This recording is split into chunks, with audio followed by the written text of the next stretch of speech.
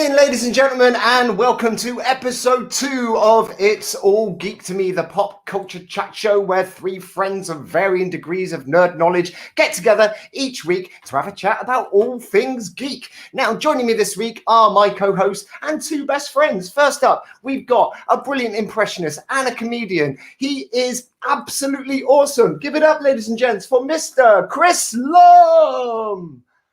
Hey, hello. Hey, Lummy, how you doing, mate? I'm all right. How are you? Yeah, good. Thank you very much. You had a good week? Oh, it was good. It was good. And then we had some exciting program watching on Friday, didn't we? But that's for later. Oh, that's right. So, ladies and gents, those of you who watched our first show, episode 1 last week, we have moved the Mandalorian review section to the end for those of you who want to watch this show but avoid spoilers. And we will give you plenty of warning, believe me. And next up, we've got our other co-host and best friend. He is a singer. He's a songwriter. We told you last week he was an apprentice Lego master, but actually, he's a tracer. Give it up. It's Mr. Nathan Webb. Oh, hi, guys. Hey, Webby, Hello, how you you're doing? right. What's up, my ho-ho homies? Oh, look at that. I like Christmas. it. Festive. Yeah. How was your week this week, Webby?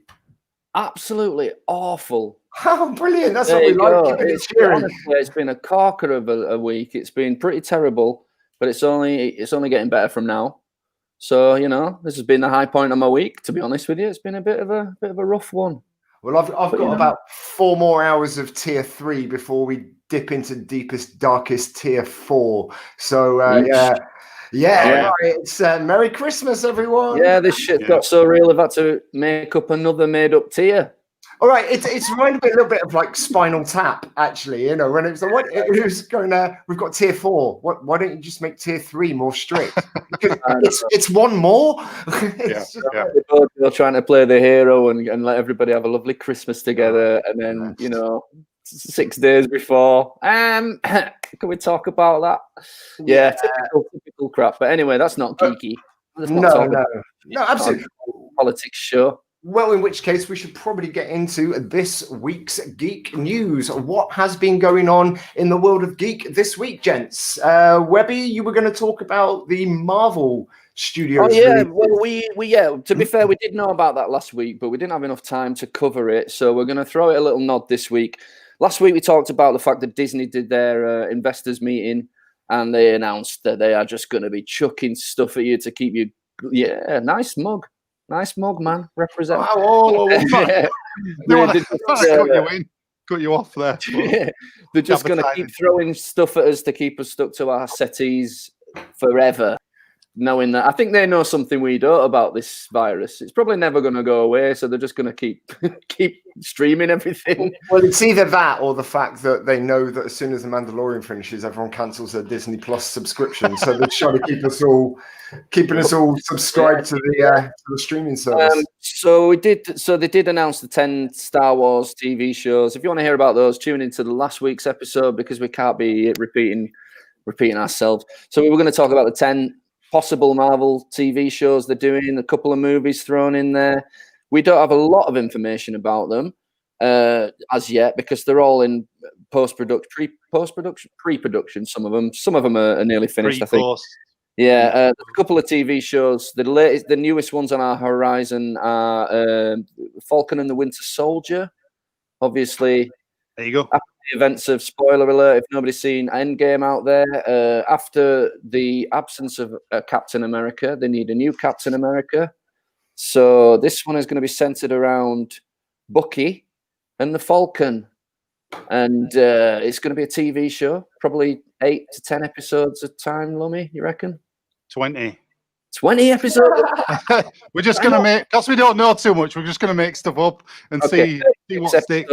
Time.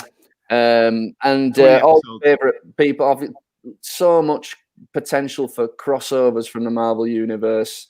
Why not have Doctor Strange has just popped up in this episode. They can just do whatever they want. So so that's we don't have much information about what it's about really. We can wait and see. We've also got WandaVision, centered around everyone's favorite Marvel couple, Wanda and Vision. Hence the clever title. WandaVision. It's clever. Now, That. if you've seen the trailer for that one, I mean, it's a bit of a head scratcher. Doesn't give much away. It's kind of an homage to all the different eras of television in America they've had. So you've got your bit of 50s stuff, like the Honeymooners type stuff. You've got then moving into the 60s with things like Bewitched. I saw quite a few nods to different eras of TV show in there. So yeah, it looks interesting. Looks a bit wacky, a bit out there. Then we've got Loki. Obviously, yeah. I mean, I think as well, Loki is going to be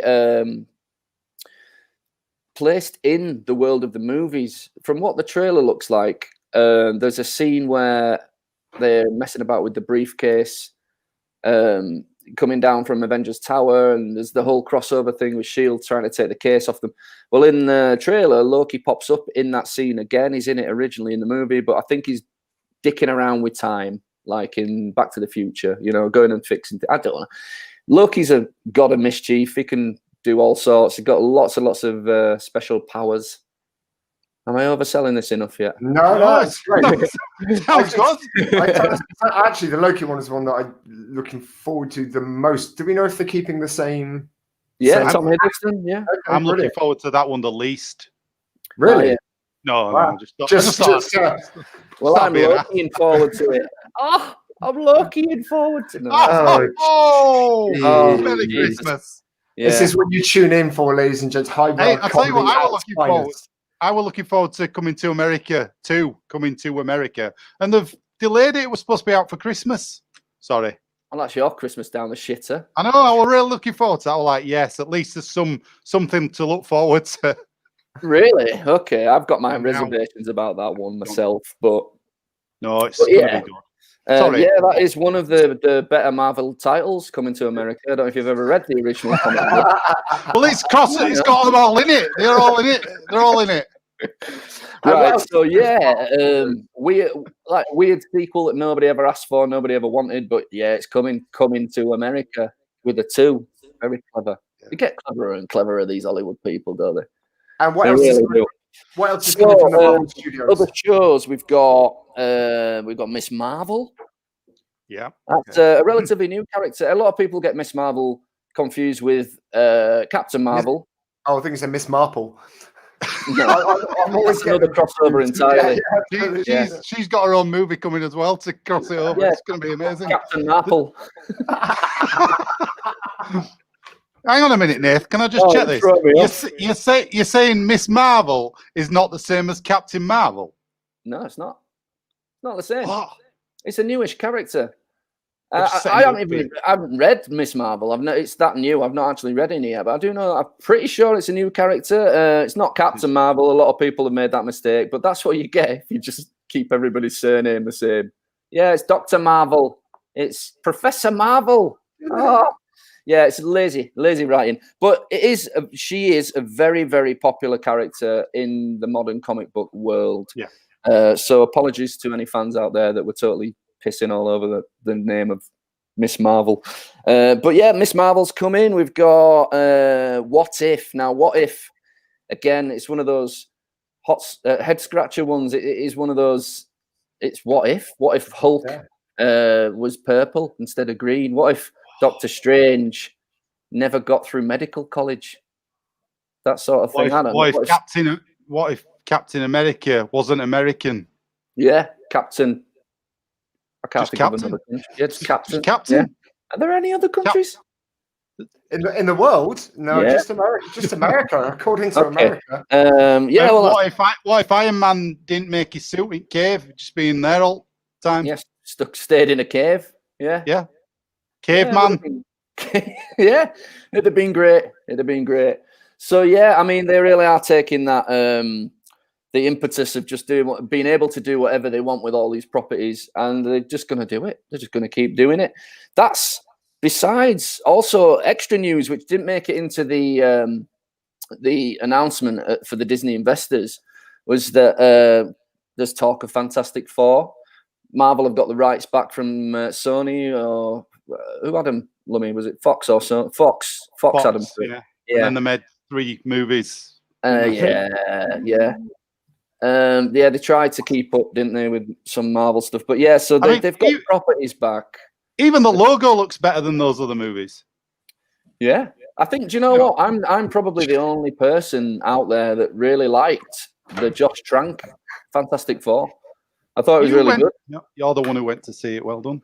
I didn't go to see it, but I do know for a fact that the guy, he made a brilliant film, and then the studio got hold of it, and they did they held a lot of it back. They edited it. They wouldn't let him release the full version, so we never actually got to see the version he wrote, he directed. It so happens really quite a lot, doesn't it? Yeah. It's like really Coming to America, what they did with that first one, you know. It all comes back to that. Coming to America. It's supposed to be out. Marvel are just like, oh yeah, we've got She-Hulk coming. I don't even know if people out there, some people don't know there's a Lady Hulk. That's, there's nothing wrong with that, is there? Why not? But She-Hulk is a totally different character than Hulk. She has a when Hulk is Hulk. Is she? Hang on, let me explain what I'm talking about. So basically, you better be quick. When Hulk isn't Hulk and he's in the body of Bruce Banner, everybody knows he's one of the smartest men on the planet. He's a incredible scientist. She-Hulk, when she turns into her Hulk, she's still got the brain. She can still talk. She can still do science and type in and everything. She's a multitasker, but she's a She-Hulk. Good. So yeah, we got that. We've got what else we got? So let me look at one here. Called Moon Knight. Moon Knight, yeah. We're rumored with rumors that Oscar Isaac might be playing that, which again is testament to the fact that they could just pull these Hollywood actors into these TV shows now. I guess there's not that many movies being made, so it's a good job, really. But yeah, Oscar Isaac from Star Wars: The Force Awakens trilogy, your Poe Dameron. Excellent actor. He's a great actor, so let's hope that he. Very good. Yeah. Usually, we find that the people who take these roles are massive fans of the subject matter, aren't they? You know what I mean? So hopefully, he's the kind of guy, a bit like Ryan Reynolds, who was always meant to play this character. We've got Hawkeye. I mean, the excitement. My money's on Hawkeye. I just, I feel bad for Hawkeye. I do. I just feel bad for him. I mean, maybe I shouldn't. I reckon in a normal bunch of army soldiers, he's definitely the best one. But when you're sticking him next to Captain America and Hulk and Iron Man, and he's just firing different flavor arrows at people. Well, this one's got jam in it. This one's cotton candy. Yeah. It's just, it's never really sat well with me. And I think of all the Avengers, he's probably the one that sells the least amount of figures. So yeah, lots of stuff coming from Marvel. I mean, what more could you want? We've got a couple of comments if you want to see them about your She-Hulk. Here we go. So you can say that. You can say I can't say anything like that. We got Everyday Woman then, and then I like this. Here we go. Want to see Invisible Woman, where a woman gains the power of invisibility and just gets on with it. I like it. Nice. It's good. You're saying about Hawkeye, you feel sorry for him. Actually, he might not be the best superhero, but actually, I think what they've done with his character, they've really fleshed out a really interesting character, more so than many of the other Marvel characters. Yeah, he's got a great arc, especially in Endgame, where, spoiler alert, where you get to know his attachment to his family and how important that is to him, and the devastation it causes to everyone around him when things don't go his way. So just to retouch what I'm talking about, in Avengers Infinity War, his family all turn into dust and disappear like the rest of them. But in the next movie, he's pissed about it and he's going to take people down. He's almost a baddie, and they have to literally pull him back into the good circle.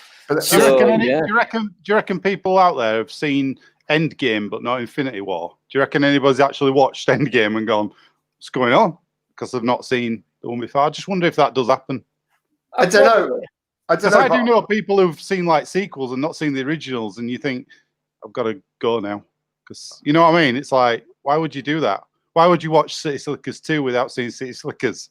Yeah. I don't know. I was chatting to my mum about I don't know, about 8 months ago. And I was like, oh, so what are you doing? So she goes, oh, we've got to go now because Endgame's about to come on. And I was, sorry, what now?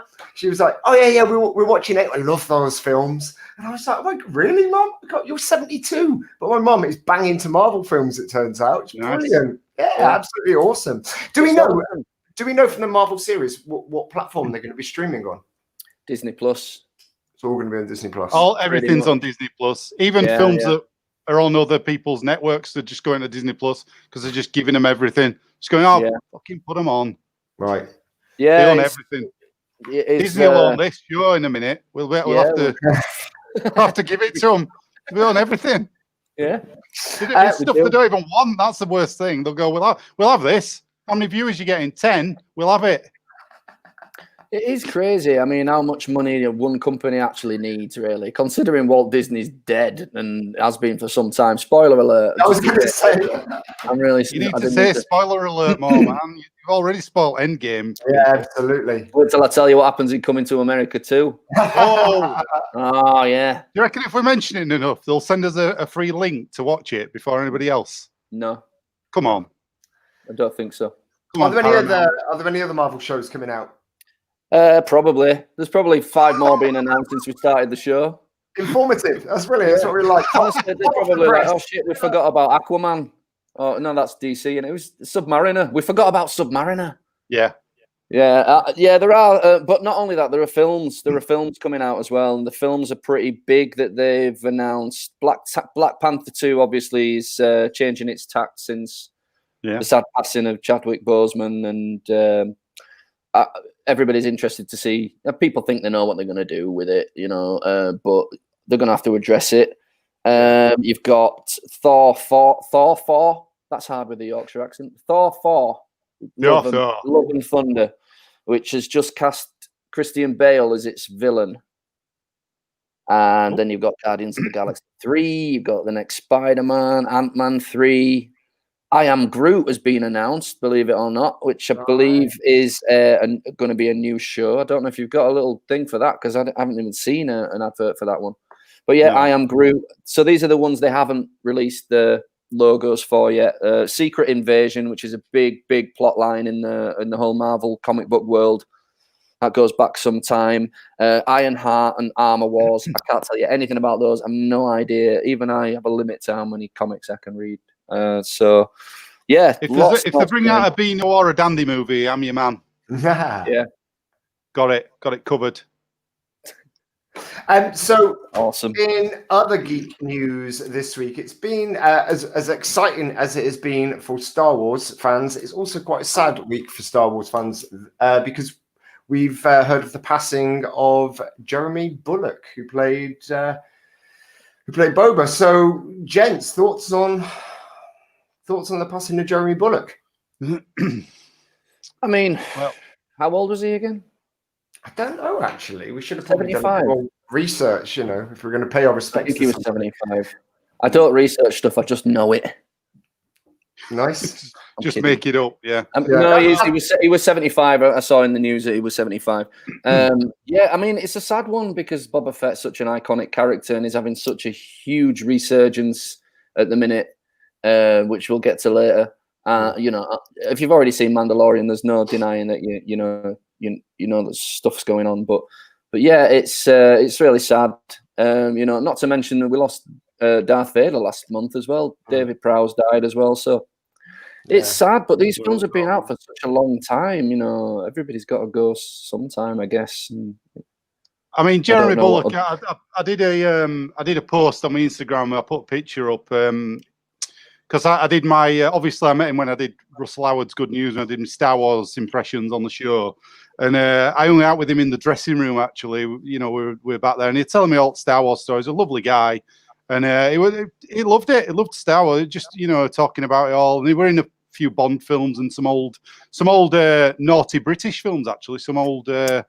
Confessions of a Window Cleaner. Things like that. Yeah, exactly like that. But these people were jobbing actors, were in the Star Wars movie. To him, it was another role. He just went. I went in, tried the costume on, and it fit. And there we go. I'm in it. And he played one of the Imperial officers as well in Empire Strikes Back.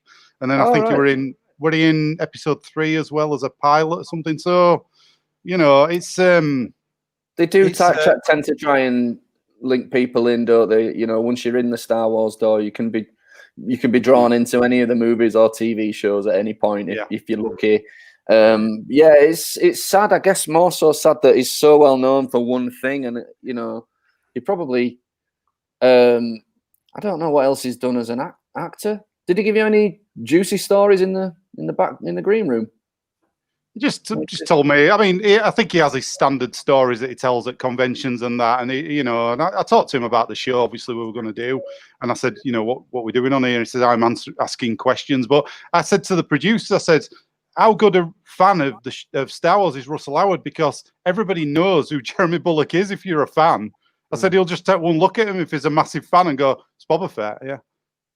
And they got really pissed off that I'd said that. These two producers. Well, like, I'd fucking know who he is if he walked out and I saw him. So, oh well. But then they got on with it. So I don't know if you just keep your mouth shut when you get a job like that, Lummy. I instantly regretted it. Russell Howard every week. Yeah, but he was good. And I'll tell you this, I don't usually ask like selfies and all that. And when you go to conventions and things, I think I don't want selfies or autographs with people. I'm not bothered about that side of it. But when I was with him and we were having a chat, I thought, I will get a selfie. And I was glad I did in the end because it was a professional job and, you know, we were both there to do it, you know. But there was some Star Wars cosplayers on the same show and they all got cut out. Which was but I can put that. I've got the photo here. Let me just put I'm going to say, chuck up. Oh, there you go. Look at that fatness around my belly. But the lass at the side there, she's one of the Star Wars cosplayers. And she you've never seen her on TV because she got cut out. Cut them out, so I could have easily got cut.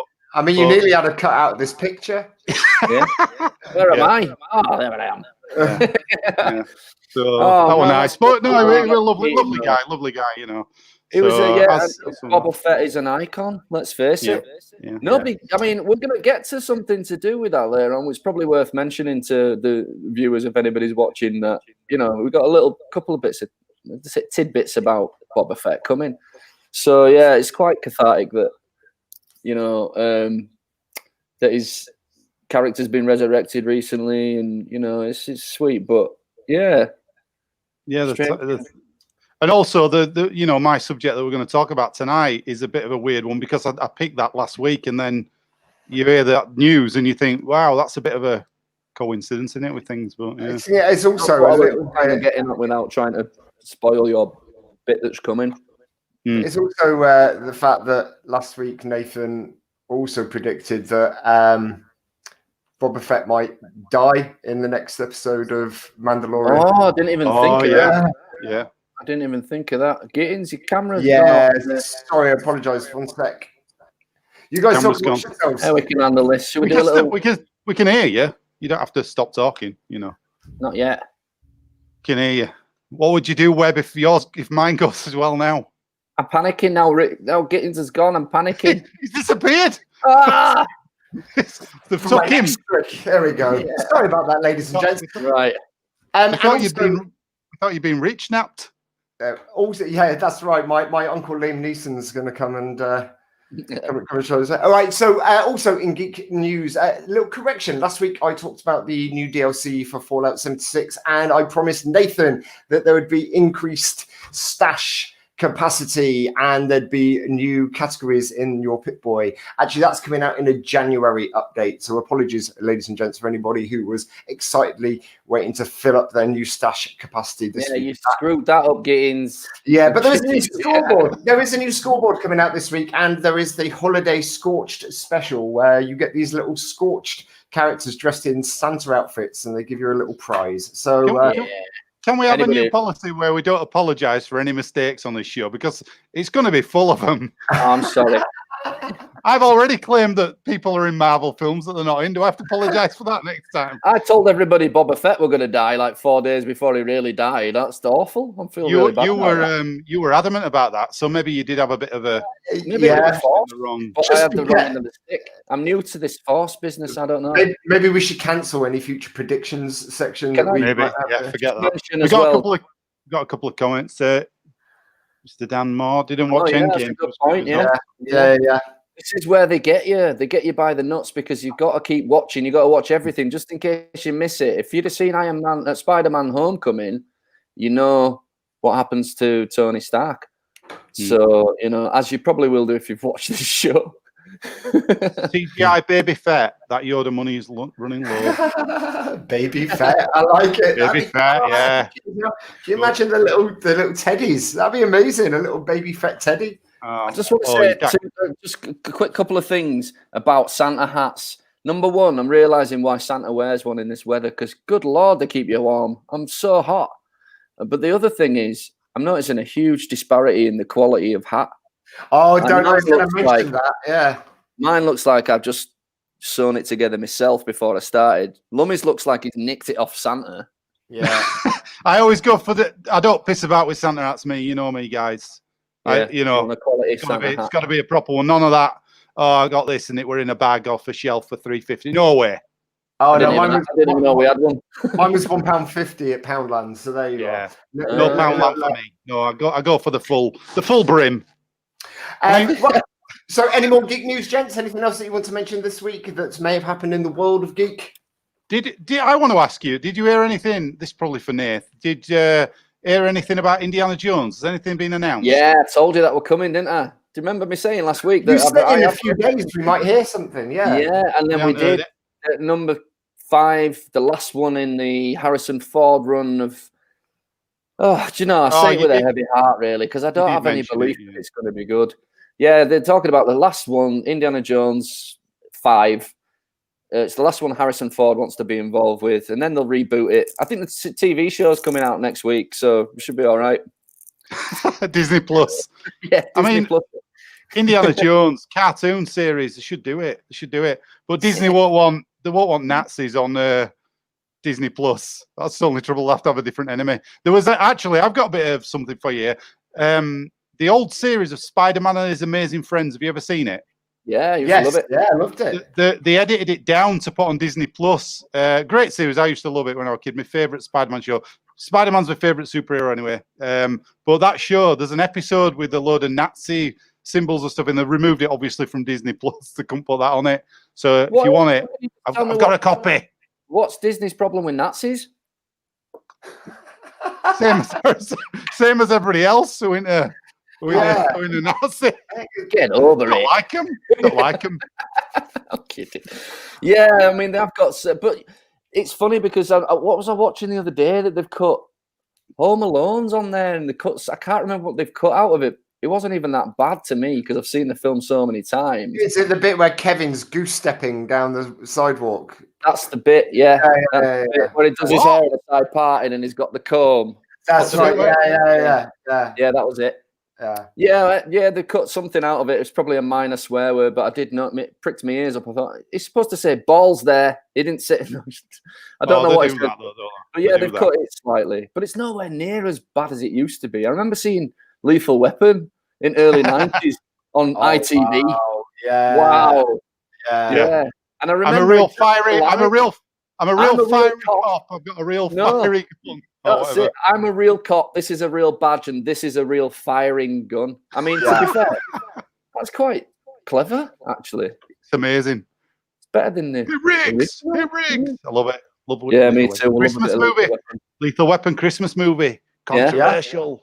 Yeah, no, nothing controversial about it at all. I'd like to point out, actually, I just want to say this is my Christmas T-shirt. See if you can guess what Christmas film this is from, ladies and gents. And keep commenting as well, ladies and gents. We want to hear. I've got an easy one on this week. I've got my special Star Wars Christmas jumper, which I think is just the bee's knees. I've doubled up on the geekery. Jesus, you've gone full geek. Yes. Once you go full geek, there's no turning back. Nice. So yeah, again. Thanks, Sam. That's really lovely. Thank you very, very much. What about us two chumps? Do you mean smooth like hairless? Oh, that is the point. Yeah, I mean, you can't. Yeah, I could be bald under here, apart from this just a tiny bit of hair. That's the only bit of hair that I have on my head. I know what the T-shirt is that Rich has got on because I got him it. Yeah. It took you quite a while to figure out what it was from. Even though this isn't a spoiler, you've seen the movie a fair few times. Most of you have probably seen it a fair few times. I watched it last week, actually. Anyway, that's enough for our geek news for this week. This is the section of the show where we each bring a segment to the table. And up first this week with his festive selection is Mr. Lumb. Chris, what have you got for us this week? Right then, so I dug deep for this week, and I wanted to give us something festive, and I came up with the Star Wars Holiday Special. Now, I managed to get a copy of it. I've had this for a while. We once watched this. I used to work at Forbidden Planet in Leeds, and we once got a copy of this on VHS. We don't know how. People used to bring stuff in all the time. It was weird like that, comic shop. It's the day before Pirate Bay, man. Before the internet. Like, you really had to look for this stuff. Yeah. And I remember when you got it because you told me about it, and I ended up watching it. You lent it to me, and I watched it. Yeah. So that was a. So, I mean, people, it's a legendary thing, this. So people probably are aware of it. You know, anybody watching will know what it is. 1978, they brought out a holiday special, basically, just after Star Wars, the film. And it's absolutely terrible, most of it. There's a few redeeming things in it, but what I've done, I've got some images from it, and I'm going to go through it, and I've wrote down a little synopsis. Just interrupt me if you want. I'll just go for it, because it's going to... I've got extensive notes. Right then, so here we go. Title page. There you go. I mean, that straight away is done on VHS graphics. You know, them old graphics you could do back in the day where you had a little editor and you put up the terrible TV graphics, that kind of thing. So starts off nice and easy. Loads of stock footage from the movie Star Wars. It looks amazing. Millennium Falcon flies in. Han and Chewie.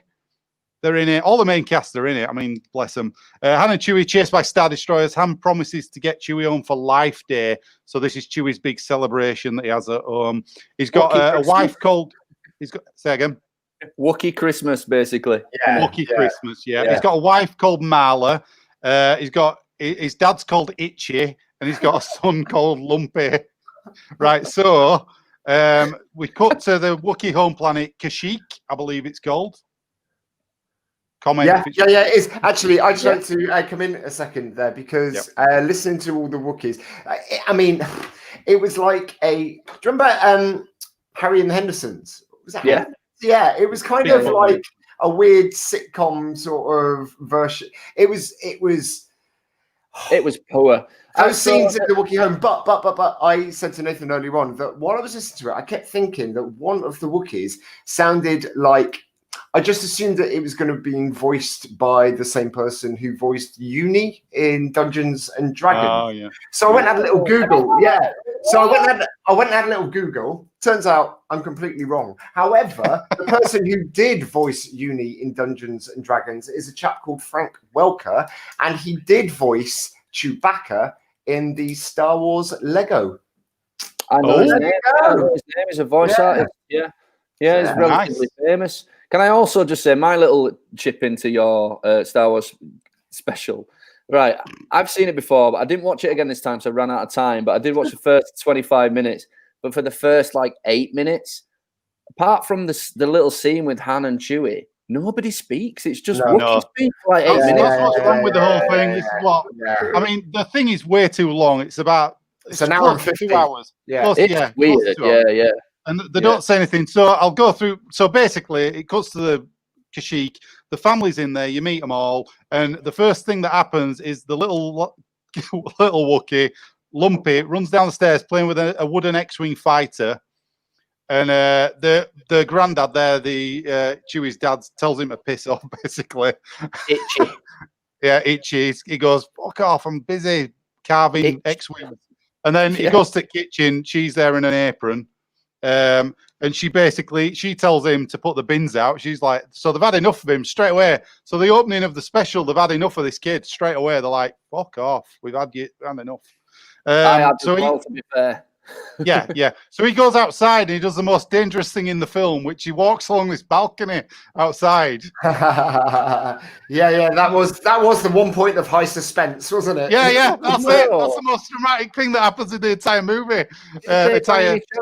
Did they use the same set designers from the Muppet Show by any chance? Because I know that they were kind of in that wheelhouse, weren't they? Both filmed in Britain. the art there, that artwork on the views, they didn't even bother doing a new painting. That's a concept art from Ralph McQuarrie, who did all the early Star Wars stuff, Star Wars Empire and Jedi. So they just grabbed his map, his concept art, and just went, film that, fuck it. Yeah. Forget doing a map painting. The whole thing smacks of laziness, doesn't it? All the way through, pretty much. I mean, there's so much to it. Right, so back inside, I'll go through the thing, and you can just add to it as we go. Marla looks at a Chewie pick. They're all missing him. They're like, "Where is he? He should be here by now." Big emotional scene. That, I mean, it had me straight away.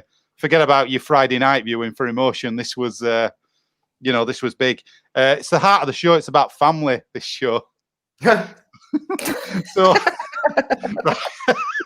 Right, Lumpy comes back in. You're like, you should have killed him off. He should have fallen off that. Right, he comes back in and he grabs a data card and he puts it in this machine. I'll tell you what, this is ahead of its time. Like a BBC computer. Yeah, but all this stuff, they've got loads of things in it that is ahead of its time. Remember this from 1978? They've got laptops, they've got video screens, they've got Zoom meetings like we're doing now. They've got all this stuff. So he watches this, piece of ballet, this hologram show, basically, that's a load of people dancing around. Look at his face. Well, it's dead eyes. Right. He's weird. And then Marla, she scans for any ships in the area. She wants to know where Chewie is. Like, is there anything? Comes up zeros, not coming in. So she contacts our old friend Mark Hamill, Luke Skywalker. There he is.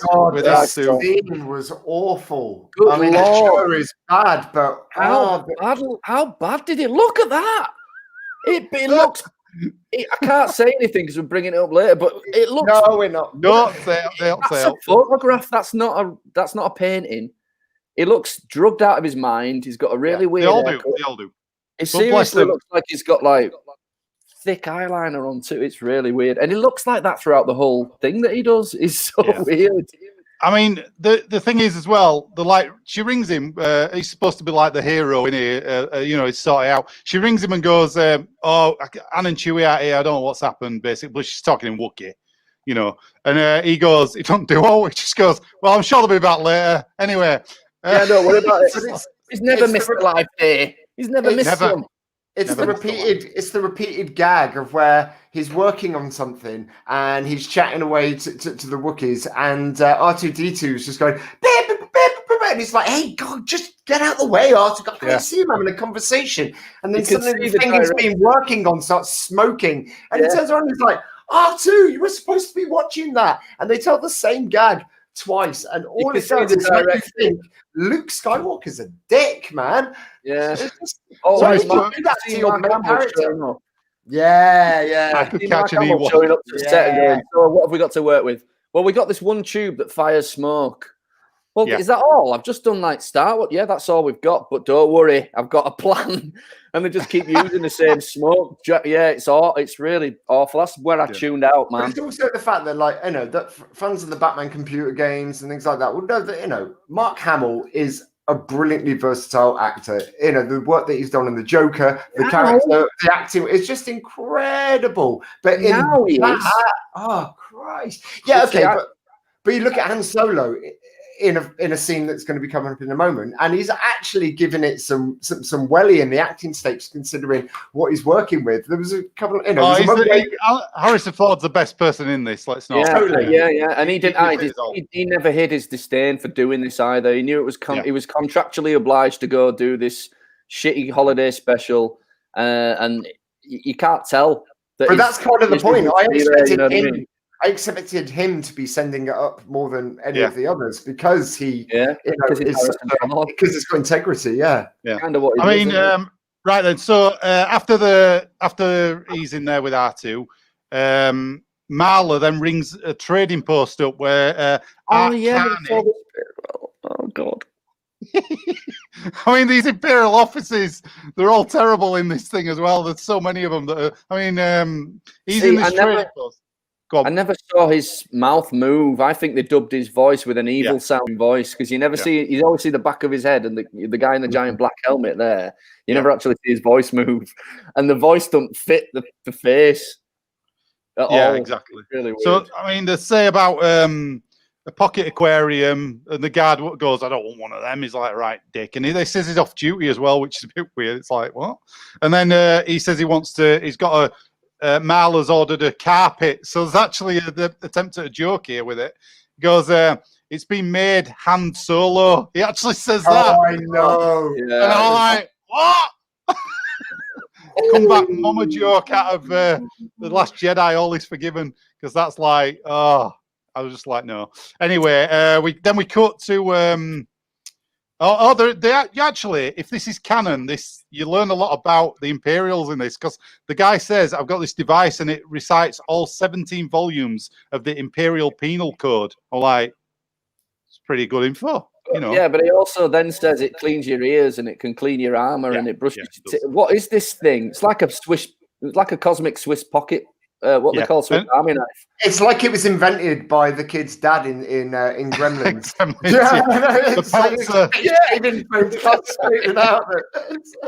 The bath buddy. So anyway, the Imperial takes the thing anyway and don't pay for it because I'm not paying for it. And then the shopkeeper's like, "What? You're off duty. You can't just come in here and anyway." No. I didn't want to insult you. I didn't want to insult you. Yeah, he goes, "I was going to give it to you as a gift anyway because I'm totally scared." Crap. I mean, it's bad. It's crap later as well. I tuned out. Yeah, it's terrible. Right, so then it goes back to footage from. I mean, we see Vader then, voiced by James Earl Jones again. Nice. Mr. Bronson there as well, isn't it? It's not Mr. Bronson. It's Johnny Briggs' dad. That's Remember the guy. Yeah. Of course. Yeah. Bronson were in Empire Strikes Back, not this one. Good God, we got some deep cuts, man. Michael Sheard, his name is. I've got some of his Mr. Bronson from Empire. If anybody's watching like Star Wars, like fan convention trivia, Michael Sheard brought out 3 fan books where he talks about going to conventions. They are absolutely hilarious. They're brilliant.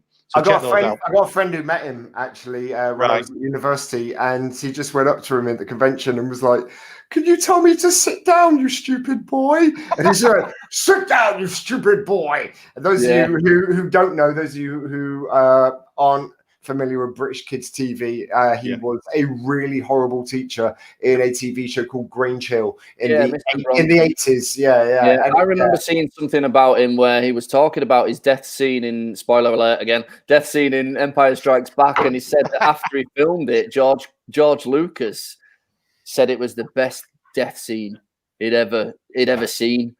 So the next time I watched Empire Strike Back, I were expecting something bigger than what I'd seen already, what I knew, and I'm watching it and I'm going, Jesus Christ, George Lucas has got some low expectations. Yeah. Let's not forget George Lucas made the holiday special. So no, that's wrong. He didn't endorse this at all. He just did he not? He didn't really? He that's hated why it. He never released it, Rich. Yeah, but I thought that was the point, that he'd kind of just been itching to get sort of kid-friendly content out there, like Jar Jar Binks. Okay, I mean, I don't want to jump the gun. I mean, I don't know how much you've got to go. Do you want to carry on, Lumb? Because I don't want to jump in front here.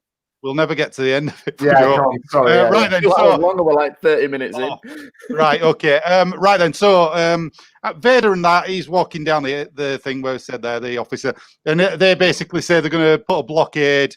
They're going to they're looking for the rebels. Basically, they're going to use a load of blockades and stuff. Which Phantom Menace not there, isn't there? I mean, he had that plan all along. Anyway, it goes back to the Wookiees and Marla.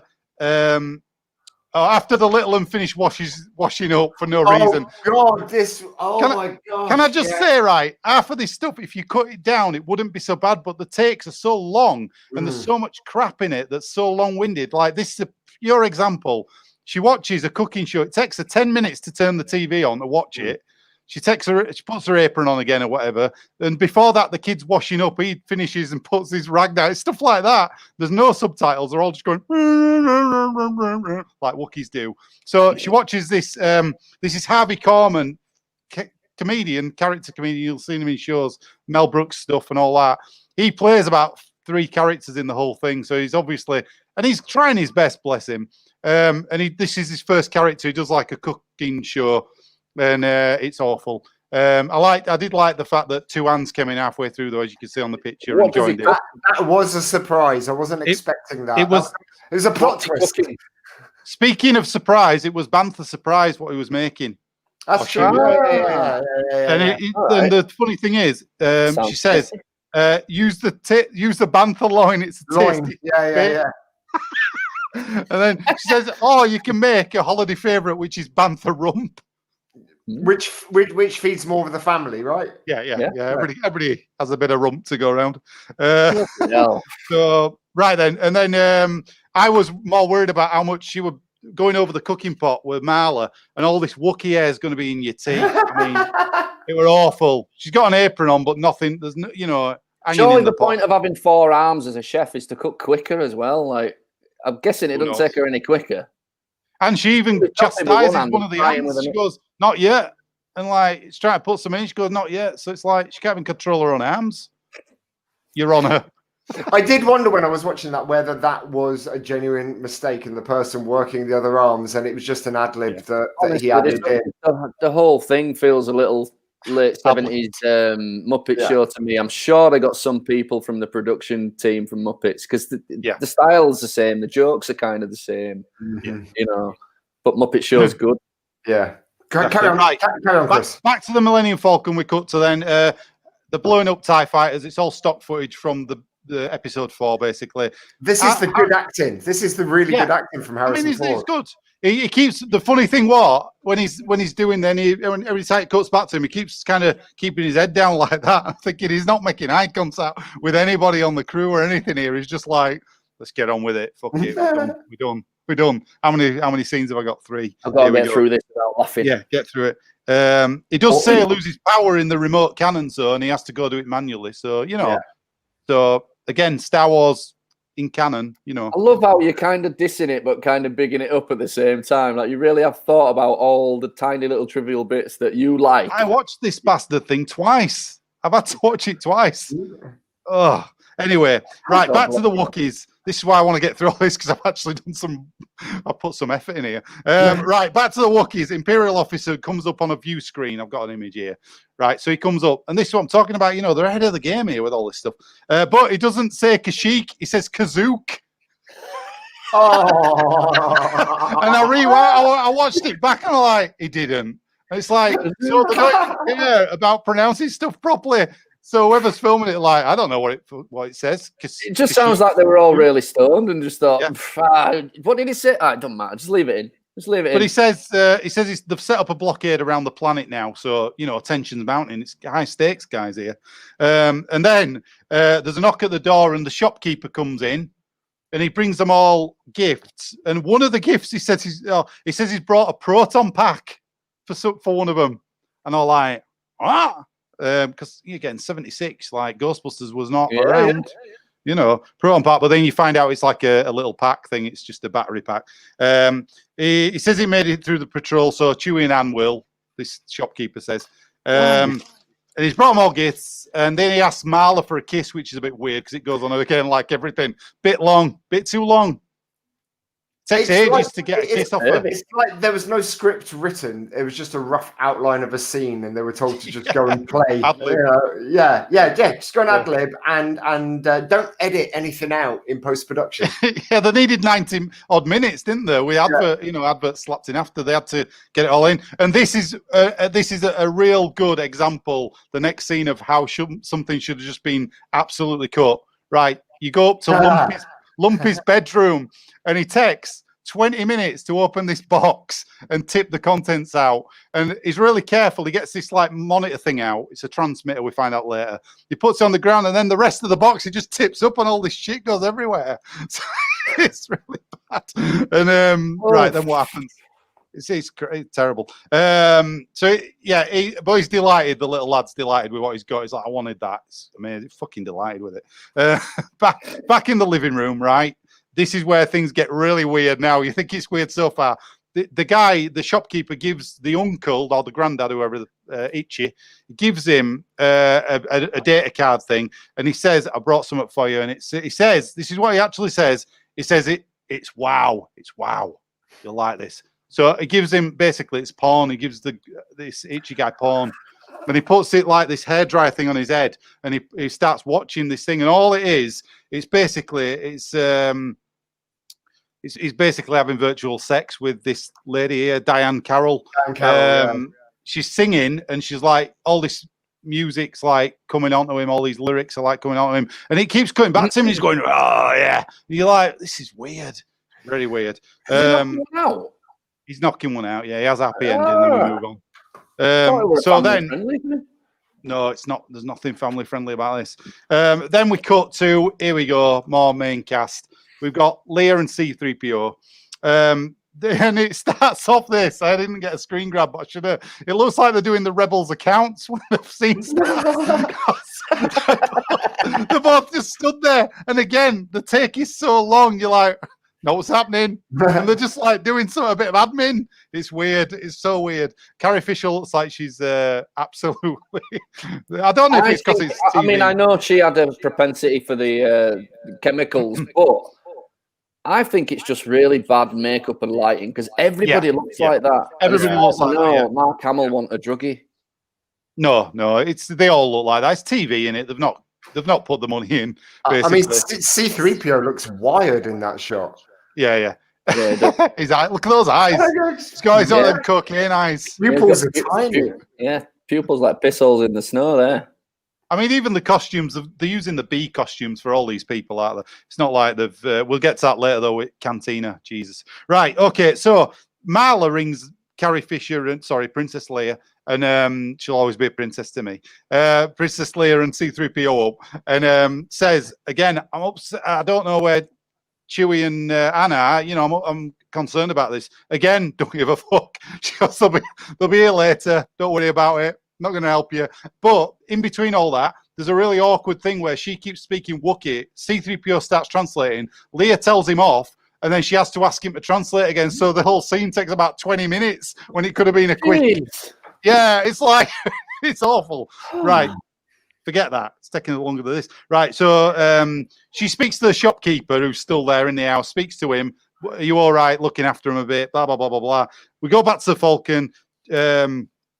Chewie and Han have a really nice moment. Again, nice bits in here somewhere. They have a bit in the moment. He promises to get him back to Life Day again. They actually get to the planet, and he says it will land on the north side due to less Imperial traffic there. Lumpy senses the ship as well. Lad, there's a big shot of him, like really close up, and I thought, he's force sensitive. It's got the force. It's got the force. But then it turns out, at scene after, I was like, where am I going with this? It's got force sensitive. He's going to have a Jedi here, a Wookiee Jedi. And it's like, afterwards, they all hear it. And they think it's the Falcon, but bit of a twist, like Last Jedi here, because they don't hear the Falcon, they hear an Imperial ship. And then stormtroopers come in. Yeah, they open the door, don't they, expecting it to be Chewie, and then met with these two stormtroopers. Two stormtroopers and two Imperial officers. Now here, right, if you're a bit of a fan from the old action figures, there was a Death Star commander. Now, they've got this Death Star commander in a load of these scenes, and this is set after the Death Star blew up. So why have you still got that uniform on? You know, that's just for the fans who think. Maybe he had a holiday or something. Yeah. That day, he was just really lucky, Yeah, lucky day. Yeah, it might have been day after. We don't know. There's no sense of any time in this thing either. You don't know how long it's taking place after.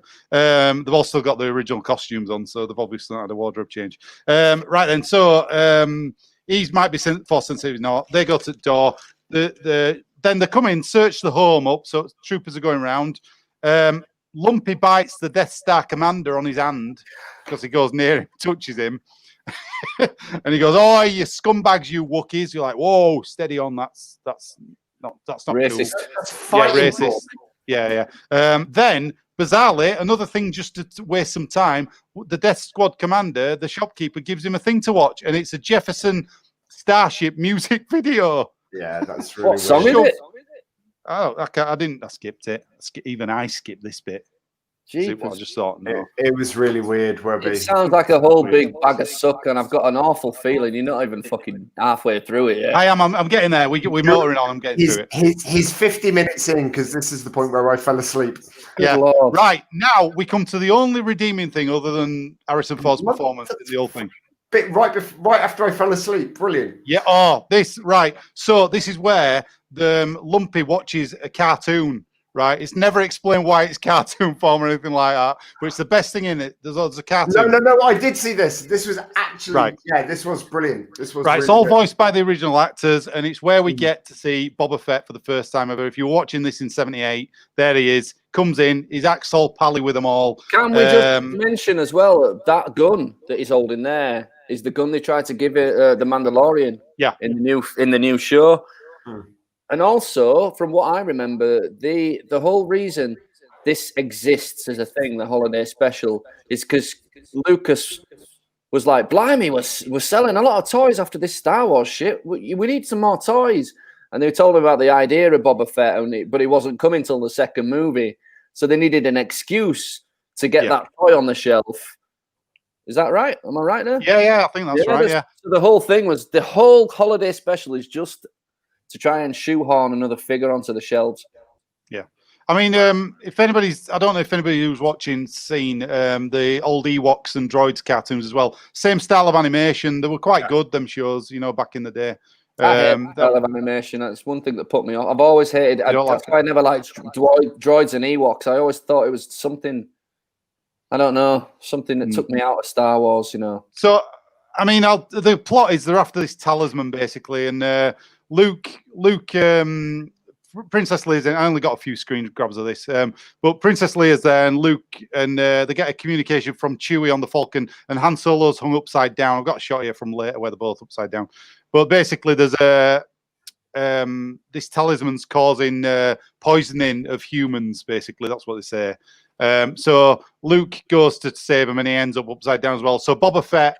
They keep them upside down in order to preserve them because the blood rushes to the head of someone. Yeah. So that's explained. So Boba Fett says, "I'm going to go get the antidote for this virus," and he goes to the city that they're on the planet they're on. I can't remember the name of the planet. It's Chewie goes with him because he don't trust him, and then you see Boba Fett communicate with Darth Vader. And you're like, shit, he's a bad guy. And he says the plan's working. And then they go back to the ship. Boba Fett gets the virus antidote. They go back to the ship. And then that's it. C-3PO interrupts the communication and finds the Vader message. So he tells Luke about it. And then you expect a big showdown. Nothing happens. Boba Fett just flies out of there. But he flies out of the Millennium Falcon. And I was like, he flies out of the hatch that they use when in Empire Strikes Back, when Billy D. Williams you love that hatch. You love that hatch. I always wanted that hatch. I told you last week, my Millennium Falcon, I made my own. No. Yeah, I ripped that sucker off. I want that hatch. We saw the Willie Burns. Yeah. The Willie Marks. Anyway. Willie Marks? No, that wasn't that. So it ends with them. Basically, the old cast there on the way back. And they go, and Luke says to Chewie, he says, "How did you know Boba Fett were Can you just leave that picture up a second, right? Because I just want everybody in the audience to know that picture is why I've never watched them. It looks awful, even in a still. It does. C-3PO were all right. Anyway, so basically he says, how did you know Boba Fett were a bad guy, Chewie? And he goes, I could smell him. And then they all have a big laugh, and it cuts back to the abysmal rest of this other show that they're in. Right, so back to the holiday special. Okay. I've skipped over all that were longer, by the way, that cartoon thing. I've skipped it, so you're lucky. Right. I feel like I'm watching it. The Imperials trash Lumpy's room. They kick the fuck out of this place as well. Yeah. They do not mess about. This is hard hitting. If you want to see Empire at their might, you watch that scene because they're knocking shit off shelves. The trooper as well. It's really funny. This guy at the back. Look at this guy. Right, the trooper. He starts off like really tame. If you watch it, and then he just starts bringing the fuck out of all the stuff off the shelves. It's really funny. Anyway, so that's good. I laughed at that. And there's a Bantha teddy bear at the front of the room here. Now the Imperial, him in the black outfit there, he walks to the front. It's like prominent, this Bantha. I don't know if you can see it on these bad images. Bantha toy. He goes up to it and rips its head off. Just rips its head off. Right, because they're looking for anything that might be linked to rebels. So he just rips it off. And then Lumpy. Let me think about it. What are they expecting to find? What are they looking for? Webb transmissions. Drugs, rebel drugs. I thought they might be looking for that little piece of map that Luke left behind. Oh, they were sticking some kid's teddy bear in his fucking room. We'll never find it there. I mean, there's some massive foreshadowing if that was what amazing. There's so many things that get left behind in the Star Wars, as we know from episode 9 with that dagger. It could be a Sith dagger in there, Webb. You know, don't knock it. Yeah. Family entertainment, this show. Right, so the trashes room, kick fuck out of it. Then they go back downstairs. So we haven't found anything. Then the little Wookiee goes back up and he starts building his transmitter thing. And he puts this instructional video on with Harvey Korman's second character of 3, right? And he's explaining, this is the worst thing in the whole thing even, right? Because this computer character he's got on the screen, he starts breaking down mid-sentence.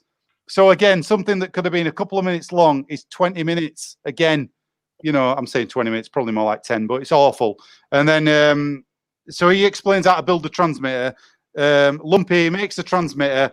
And then, for no reason whatsoever, we cut to a documentary on life on Tatooine that the Imperials start watching, who are still in the thing.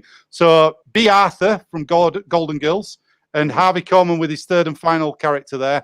They're in the cantina on Tatooine. You see a load of stock footage from from episode 4. He's trying to get romantic with her. She's having none of it, basically. He drinks. Put the photo up again. Sorry, yeah. Probably her fault for leaving her jugs out. Oh, see what I said? There's a well, that's jug in the background. That jug in the background gets used. She pours that into his head. He drinks through the top of his head. He's got a hole in his head. Weird. So just when you think things can't get any weirder. Then after that, he goes in there for a bit. They cut back. Now, this is quite prominent to what's going on in the world because this Imperial officer, he tells everybody they're all on lockdown, basically. And he tells everybody the bar's got to shut. The pub's got to shut. The cantina has to shut. Curfew. Oh my God. Life is cancelled with a week's notice. Yeah. Yeah. So 9:30, pub's got to shut. Cantina's closed. Right. So it goes back to the cantina and she decides, I'm going to get everybody out. They're not listening to, like, we're not leaving cantina. Forget your curfew and all that. She goes, you've got to go. We've got to shut. Then she decides to sing a song and by God, it fucking works. They all go. It's terrible. And she sings it to the theme of the it's like to that. But is that like the only popular song in the galaxy, do you think? Yeah. Do you think that, like, the guys that wrote that, they just coasted off it? Creaming it in. It is a great song. The modal nodes, the cantina band, that's what they call that, the modal nodes. What they're called? Wow, good pull there. Yeah. The modal nodes. We've got a couple of comments, we'll come back to them. Yeah. Well, anyway, sorry. Right, we'll keep going. I'll get to the end of this, I swear. Right. Jug in his head, all that business. I noticed the guy, actually, he's wearing Jedi robes, this guy. And I was like, is he a Jedi? Like, no, he's not a Jedi. He's not a Jedi. Uncle Owen has Jedi robes. Nobody ever discusses it again. Anyway, right then. Imperial robes. You what? I mean, I'm assuming there's limited clothing manufacturers in the galaxy. Like, they're just churning out robes. Doesn't matter whether you're a Jedi or not. I mean, do you think Uncle Owen walks through Tatooine and people stop him on the street and go, "Hey man, are you a Jedi? You've got like their robes on." Like, no. Like, oh, come on, no. Maybe even here's one for you. Maybe even in the Star Wars universe, they have cosplayers. Oh, yeah, maybe. Think about that. Anyway, I've took way too long doing this. Imperial officer, place curfew. We've done all that. Cantina banter thing. It doesn't matter, does it? We can cut it. Lumpy sends an Imperial message. Now here is actually a bit of plot for you, because I didn't think this thing had one at all. Lumpy builds a transmitter and sends an Imperial message saying, get back to your posts, everybody. We need everybody back to the base. You know, everything's all right. They all go, but they leave one stormtrooper there. And this is where things get serious. You know, Han Solo and Chewie turn back up, right? I should have got an image of this. I can't believe I didn't. The trooper basically chases Lumpy out of the Wookiee hut, and he ends up falling off the balcony when Han and Chewie get there to his death. So they don't even shoot him, just falls off the balcony after a bit of fumbling with his gun, you know, like Charlie Chaplin and that with bowler rats and things where they're kicking it about, trying to grab it. It's like that, and you're like, this is shit. Anyway, so Han and Chewie turn up. Harrison Ford cuddles the little one and says, "You're all right, sweetheart. You're all right now," and all that business. They go back in. Does Han Solo actually say sweetheart? Yeah, he does. Yes, it's sweetheart. You're right. But he says it with such conviction that I believed it. You know, he knows this Wookiee family. They've had years of history. It's like his own family, Rich. You know, it's special. Right then, so then they go in. He says hello to them all, and then he says, "I've got to go back to Falcon. Check it's all right. I'll leave you to it, Chewie." So he stays there with the family. Then on the way out, you get one of the most touching Star Wars scenes I've ever seen in my fucking life until recently. But we'll talk about it later. Look at that. Now, tell me you're not welling up. That is actually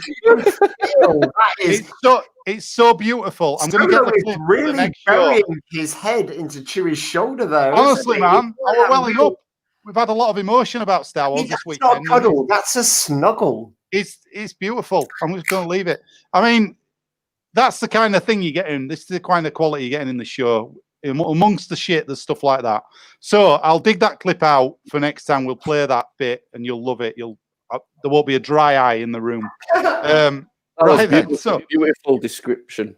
I'm welling up thinking about. I watched it this afternoon. You know. Right then, so he sends a Imperial message. We do that. Finds Lumpy, chase him down. We've done all that. There's another knock at the door. Is there? Yeah, and they think, what now? Chewie goes to the door. Shopkeeper. That guy again. He's back for his third time. Stop trying to sleep with my wife. He's a rubbish character. He's terrible. Right. Sorry, how is Han and Chewie actually getting to their destination? Not the end of this film. Yeah. It doesn't. I know. No, it goes on. It goes on. Well, it don't have an nearly end. Finished. It's nearly finished. Right. So basically, we've got to account for the missing stormtrooper. Obviously, that's why this dude turns back up. And the Imperials ring him and go, "Where's that trooper?" And they give him a number, B4711. Don't mean jack shit, but they give him it. Missing trooper, and the shopkeeper goes, "He just robbed us all and run off to the hills." That's what he says. And the Imperial officer on the other line goes, "All right, fair enough." So they get away with it, right? Then he buggers off. So there's entrances and exits all the time, eating up your time in your 90 minutes here, right? Then Chewie stares uncomfortably too long, and it's not even as intimate as it was with Han Solo, right? And he gives her a bit of a kiss, and she's got loads of close-ups as Marley. I mean, your heart will melt when you watch it. Then they decide to go get these globes. They pick up these globes and they walk to the middle of the room. And then there's this weird trippy bit where they all start heading towards light, holding them globes. And you can't tell if they're other Wookiees because they're so far away and the quality's so bad, but I assume they are. We're nearly done, don't worry. Then there's a massive group meeting with them all. All the main cast turn up at the foot of this big tree. There you go. Or it looks like a tree, but it's made out of paper mache, so you don't know. You can't tell what it is. Has Chewbacca got a onesie on? He's got a robe on, a red robe. They all wear them. Oh, Life Day ceremony robes. Yeah. So they'll probably after a figure from that. Chewbacca in his ceremonial Life Day robe, and they couldn't do it in time. Right, then they go there. They make some nice speeches, which are all right. Carrie Fisher makes speech. Leia, she says something really nice. Then she sings a song to the main Star Wars theme. Don't work. Right, awful. Like that Saturday Night Live. Nick Rivers, yeah. Star Wars, forget right. The creatures in there. Yeah. Right. So then, then they decide to end the show. Thank fuck. And they do the worst thing you could possibly do. You show how better the movie was as a montage of loads of scenes from so far, and you watch it going, "Yeah, that movie's amazing. This is terrible." And then it finishes off completely with them all sat around the Wookiee dinner table, holding hands. And it cuts to the end credits, and you see the poor bastards who were involved with it. That's the end of the holiday special. Wow, God. Sorry that was so long, guys. I realise it went on ages. Yeah, thanks for recommending that for us to watch this week, Chris. Yeah. So hey, we've got somebody on Twitch has actually said it's. There you go. Liking it, good format. There you go. Bless you. Thank you very, very much. It's very kind of you. If any of you have any comments about anything that we're talking about in the show, please feel free to comment, and also give us likes and subscribes, and also go and visit our It's All Geek to Me YouTube channel where we've got last week's episode up, and feel free to comment on all our socials. We've got the It's All Geek to Me Facebook page and It's All Geek Twitter. So, or at It's All Geek Twit on Twitter, I should say. So, Nathan, what have you brought to the table this week for us to discuss? What recommendation have you got for us? I've forgotten. I've lost the will to live. Jesus, you're going to put your 2-minute timer on for me? No, we're not doing the timer. We haven't got time for any more sections tonight. Oh, no, we haven't got time for any more news. We'll catch you next week. Just for the audience, we were working on the, hang on, no, just for the audience, we were working on the idea that it might be fun to give Nathan a 60-second or 2-minute timer to get his recommendation done this week. But after Chris's Star Wars special segment there, how are them stones working out when you're throwing around in your town?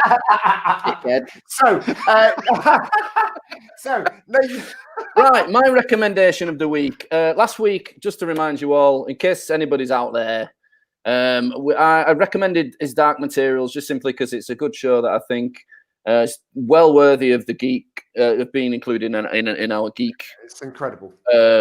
Cornucopia. I don't know why I said that, but I like that. Nice. But yeah, it's the finale of season 2 tomorrow night. So do go on BBC iPlayer, for goodness sake. Get the books; they're brilliant. If you haven't read the books, start with them if you want. I mean, they're absolutely excellent. And that's your 2 minutes. The finale's tomorrow. That's last week's recommendation. This week's recommendation, I was asked to bring something Christmassy to the table, so I found a bit of a one that's got everything, if you like. It is very, very geeky. It's got like it's written by Grant Morrison, who, if you know your comic books, he's a genius, man. I mean, he's written the best Batman storylines. He's an absolute genius. And it's a comic book called Happy, which has been since made into a TV show, which is on Netflix, 2 seasons worth. I don't think they're doing a 3rd season because I think it's nicely wrapped up. But the reason it works for this show is this week's the Christmas episode, and it's set at Christmas. It's about a ex-cop turned hitman who is a piece of shit, basically, alcoholic, loser, doesn't have anybody, but he's hard as nails. You can't kill this guy. You just can't kill him. And it's all about the fact that one day in this really dirty, grimy sort of city world where it's prostitutes and drugs and greyness and darkness and all this horrible shit. One day, a talking imaginary cartoon horse unicorn shows up to this grizzled old cop, and he thinks he's hallucinating. He thinks he's going crazy. So just to cut a long story short, he's not. It's a real animal, a real thing, and there's a whole reason why this horse has selected him to help him in a very real sort of mystery. And it's just absolutely excellent. So I recommended it to these boys. So I'll pass it over to those. See what you think there's any validation you want to recommend it? Is it up your street?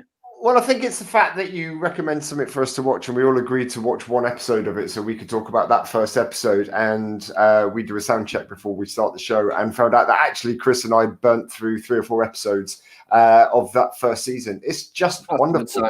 Yeah, it's absolutely wonderful. It's got everything that I would want. It reminds me of things like Umbrella Academy and The Boys and things like that. But it's also got this really amazing sort of cute, childish element to it. I mean, but it is a show where it's gruesome. It's gruesome. It's dark. It's horrendous, but it's also insanely funny. It's charming. Really, it's charming. Yeah, it is. It works really well. They've got that balance right. This Disney world, this Disney kind of cartoon horse, and this totally opposite force. And the villain in it is a paedophilic Santa Claus. So does it get more Christmassy than that? Does it? Merry Christmas. So Chris, I was actually, you watched one more episode of it than I did, and I was surprised because when I was watching it, I wasn't sure whether it would be your cup of tea. What did you think of it, and why did you rinse through so much of it? Honestly, I loved it. I thought after you said about it, I must say I thought, I'll give it a go. And I watched the first episode, and as things are, you try and get into it a bit. And as it went on, I thought, this guy is brilliant. I love the actor. I thought he was. I don't know what else. Incredible. He's amazing. He is in. Have you heard of that American? Is it Wet Hot American Summer on Netflix? That's right. Yeah. He's in that. I really thought it was a great role, like for somebody to get the teeth in, because he's just nuts all the way through it, and then you see a flashback. Great. I think to explain what Lummy means about the main character, it's called Nick Saxon. Is this ex-cop? He walks he's got this way of moving that's just constantly like he's on something, or just the way, even the way he moves, the fact that he's hard as nails and he's totally like on the edge of death at most points, either through his own drinking and heart attacks and stuff, or through the fact that everybody wants to kill him all the time. It's just, I'm really glad you guys. I love the way it was filmed as well. Such clever use of camera movements and angles, and just different. I really enjoyed it, and it was up my street totally. The opening scene, isn't there? Just the picture the opening. Very, very first time you see Nick Sachs, he's stood in front of a mirror in some sort of bar or a nightclub, and he blows his own brains out with his gun, and then does a dance sequence while the top of his head is removed, and all this blood is just gushing everywhere, and it's just great. Yeah. And if you think wait till the next season, they really do kick it up a notch. So is the next season, I'm going to ask you that without any spoilers, is the next season Christmas as well, or is it a different? It's been a while since I've seen it. I don't know if they actually wrap up the story in the first season or not. Maybe they took 2 seasons to wrap it up fully, because that Santa Claus paedophile guy who's kidnapping children isn't the only bad guy in it. No, there is a very, very sinister children's TV, like the most famous children's TV. Whoa.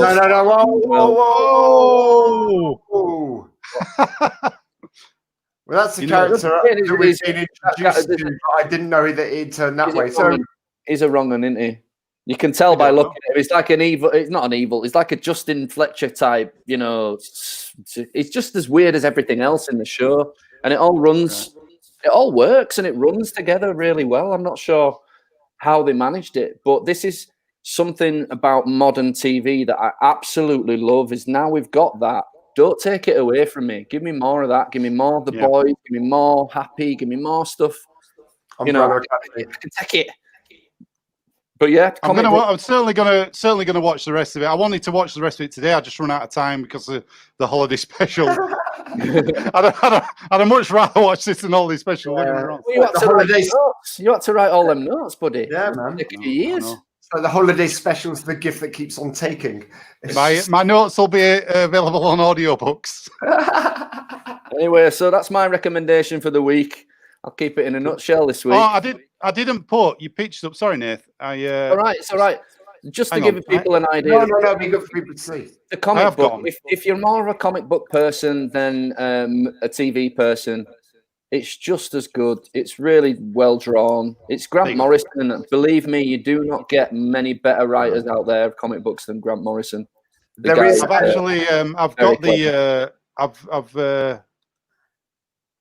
going to get hold of the comic books to read them because it's just one. It's just one. You can get it as a one shot. All right, I'll get it. I'll get hold of it. It's just a one shot really comic. Those of you unfamiliar with Grant Morrison, a really good introduction to him. There were a couple of episodes of the Kevin Smith podcast where he talks to Grant Morrison, and actually, the guy is a genius, but such an interesting character with such an incredible life. Genius isn't really the word for it. When you take so the reason that Grant Morrison sort of popped into my lexicon as somebody to look out for is the way, look out for him describing a Batman comic that Alan Moore wrote in the 80s called The Killing Joke, which is one of the most famous Batman comics ever. You find out a little bit of backstory about the Joker in it, but particularly pay attention to the last 3 or 4 pages because that's Grant Morrison's point. And I'll give you a chance to read it yourselves and see if you can spot it, but it's a biggie. So Kevin Smith's sitting there chatting with him and he points this thing out and he's like, hang on a minute, I've read The Killing Joke fucking hundreds of times. I've never seen that. And he goes back to, he's like, shit, you're right. So it's just things like he really is. He's got a very interesting mind. But he talks about how he got into voodoo and all sorts of stuff. Yeah. He went traveling, he went tripping, and he went to Nepal. And he's a really, really interesting dude. Yeah, but he applied all that. He doesn't draw comics; he writes them, and he applied all that to the writing. He wrote He wrote Final Crisis, which is in the DC world is like the be all and end all of amazing, complicated storylines involving Superman and Batman and all these cross. It's just the guy's mind is really, really wasted on comic book writing in a way, you know. But yeah, he's a genius, really is. Well, thank you very much, Nath, and we look forward to your recommendations next week. Oh, just coming back very quickly to his Dark Materials. Those of you who are fans of the show and have been watching it each week and are looking forward to tomorrow night's season finale. Yeah, baby, bring it on. It's going to be on at 7:10 on BBC One tomorrow night, not 8 o'clock. So just so you don't get stuck in any spoilers and things like that if you end up tuning in late. So my segment this week is I would like to do another best or worst segment. So as it's our Christmas festive holiday special, I would like to know what your best and worst Christmas movies are, and feel free to comment in the comment section below. Let us know what your best and worst Christmas movies are, and we are going to go to Chris first. Chris, what was your favorite ever Christmas film? Right then, boys, my favorite ever Christmas film is do you want to guess? I know what it is. I'll be surprised if it's not what I think it is. Come on. Yeah, it is Christmas Vacation. Okay, brilliant. This movie, I mean, I've got some interesting bits for you on this because I saw something last night on YouTube about Christmas Vacation. They just delve right in there. And I wonder if you know this. Did you know they made a sequel? Yeah. So now, and when I say sequel, it's a sequel not to the National Lampoon's Vacation series. It's a sequel to the Christmas Vacation. It's called National Lampoon's Christmas Vacation 2, and like none of the original cast of it. It's Uncle Eddie's Island Adventure. Island Adventure, yeah. Yeah. Cousin Eddie's, sorry, not Uncle. Cousin Eddie, yeah. That sounds. Cousin Eddie's Island Adventure. It's a TV movie. They made it for TV. It's terrible. But maybe you could do a 3-hour expose on it next week. Hey, if that's what people want, I'll do it. That's what tell us in the comments if you want that. So what is it you like about National Lampoon's Christmas Vacation, Lummy? What makes it your favorite ever Christmas movie? Even though it's an American film and there's a lot of American kind of stuff in it, tradition-wise, I still think it's the ultimate Christmas film. It's everything that people go through at Christmas. You know, you've got the relatives coming that nobody wants. They're like, oh God, they're coming around, and one of them's going, yeah, I want them here. It's family Christmas, and that's the whole point of the film. He wants an old-fashioned family Christmas. But there's so many good gags in it. I mean, there's too many to go through. I'd have to write extensive notes and sit for an hour with you. But don't do it. Don't do which it. I just so happen I don't. But I just love it, and I laugh the stuff that makes me laugh all the time. There's a few things where I watch them, and no matter when, I don't know what it is. Maybe it's people getting hit in the face with stuff. But there's a bit where Chevy Chase opens the loft and the ladder just smacks him in the face. Yeah. I know what it is. I think there's a common theme between a lot of stuff you like, and you often forget to mention his name. And I always think you should, because it's John Hughes. That's what you like. You like John Hughes, man. That's why you like National Lampoons, you like Uncle Buck, anything with John Candy in, Home Alone. This guy fucking wrote them all. You never even mentioned Breakfast Club, Weird Science, Pretty in Pink, and Ferris Bueller, which I know you love, but you hardly ever bring them up. But it's John Hughes that you love. That's what I think. I think you're right. Yeah, I mean, because he's got a way of filming stuff that just makes you go, ah. Do you know what I mean? Wow. I'd be interested to know why people don't like the film if they don't like this film. Because, I mean, it starts off and they're in the car, obviously, driving along, and straight away they get you because they're singing a song, Clark and Ellen in the front, and the kids don't join in. He goes, "Take it, Russ," and he's just sat there going, he goes, la la la la la la. I just love it. I love it. And then he gets stuck under the truck like dads in the cars, driving along going, I think I know I can take this guy. It's just got all that in it, and then, you know... what I love about the National Lampoon's films is the kids change every movie. So one movie got Juliette Lewis and the kid from Breakfast Club in it, and in this one, it's Johnny Galecki, isn't it, out of The Big Bang Theory? Yeah. When he's really little, like playing this Clark This is Gable Juliette Lewis son. in it, this one with him. Oh, is it Juliette Lewis in this one? Yeah. And the funny thing is, the kids. The one you mentioned, the Cousin Eddie's Island Adventure, they got the daughter out of the first Vacation movie in that one, playing herself, Audrey. It's like, what? Yeah, it's weird.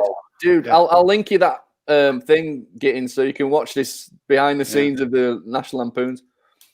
Honestly, it's my favourite. I watch it every year, obviously, more than once. And it's difficult because I absolutely adored all the National Lampoon's films, and then I watched that documentary about Community and found out what Chevy Chase is like. Yeah. And God, it really spoiled a lot of it for me. But that said, the new National Lampoon Vacation is a brilliant film, and they've managed to really get the spirit of the original National Lampoon's film. It's almost exactly the same sentiment as the original films. It really, really works. I mean, I think it works better if you've seen the originals because you know that he's his son, Chevy Chase's son, and they're in it at the end, aren't they? They go to see him. But yeah, it's a weird one. I mean, Chevy Chase, fuck him. I'm going to say it on record. Fuck Chevy Chase.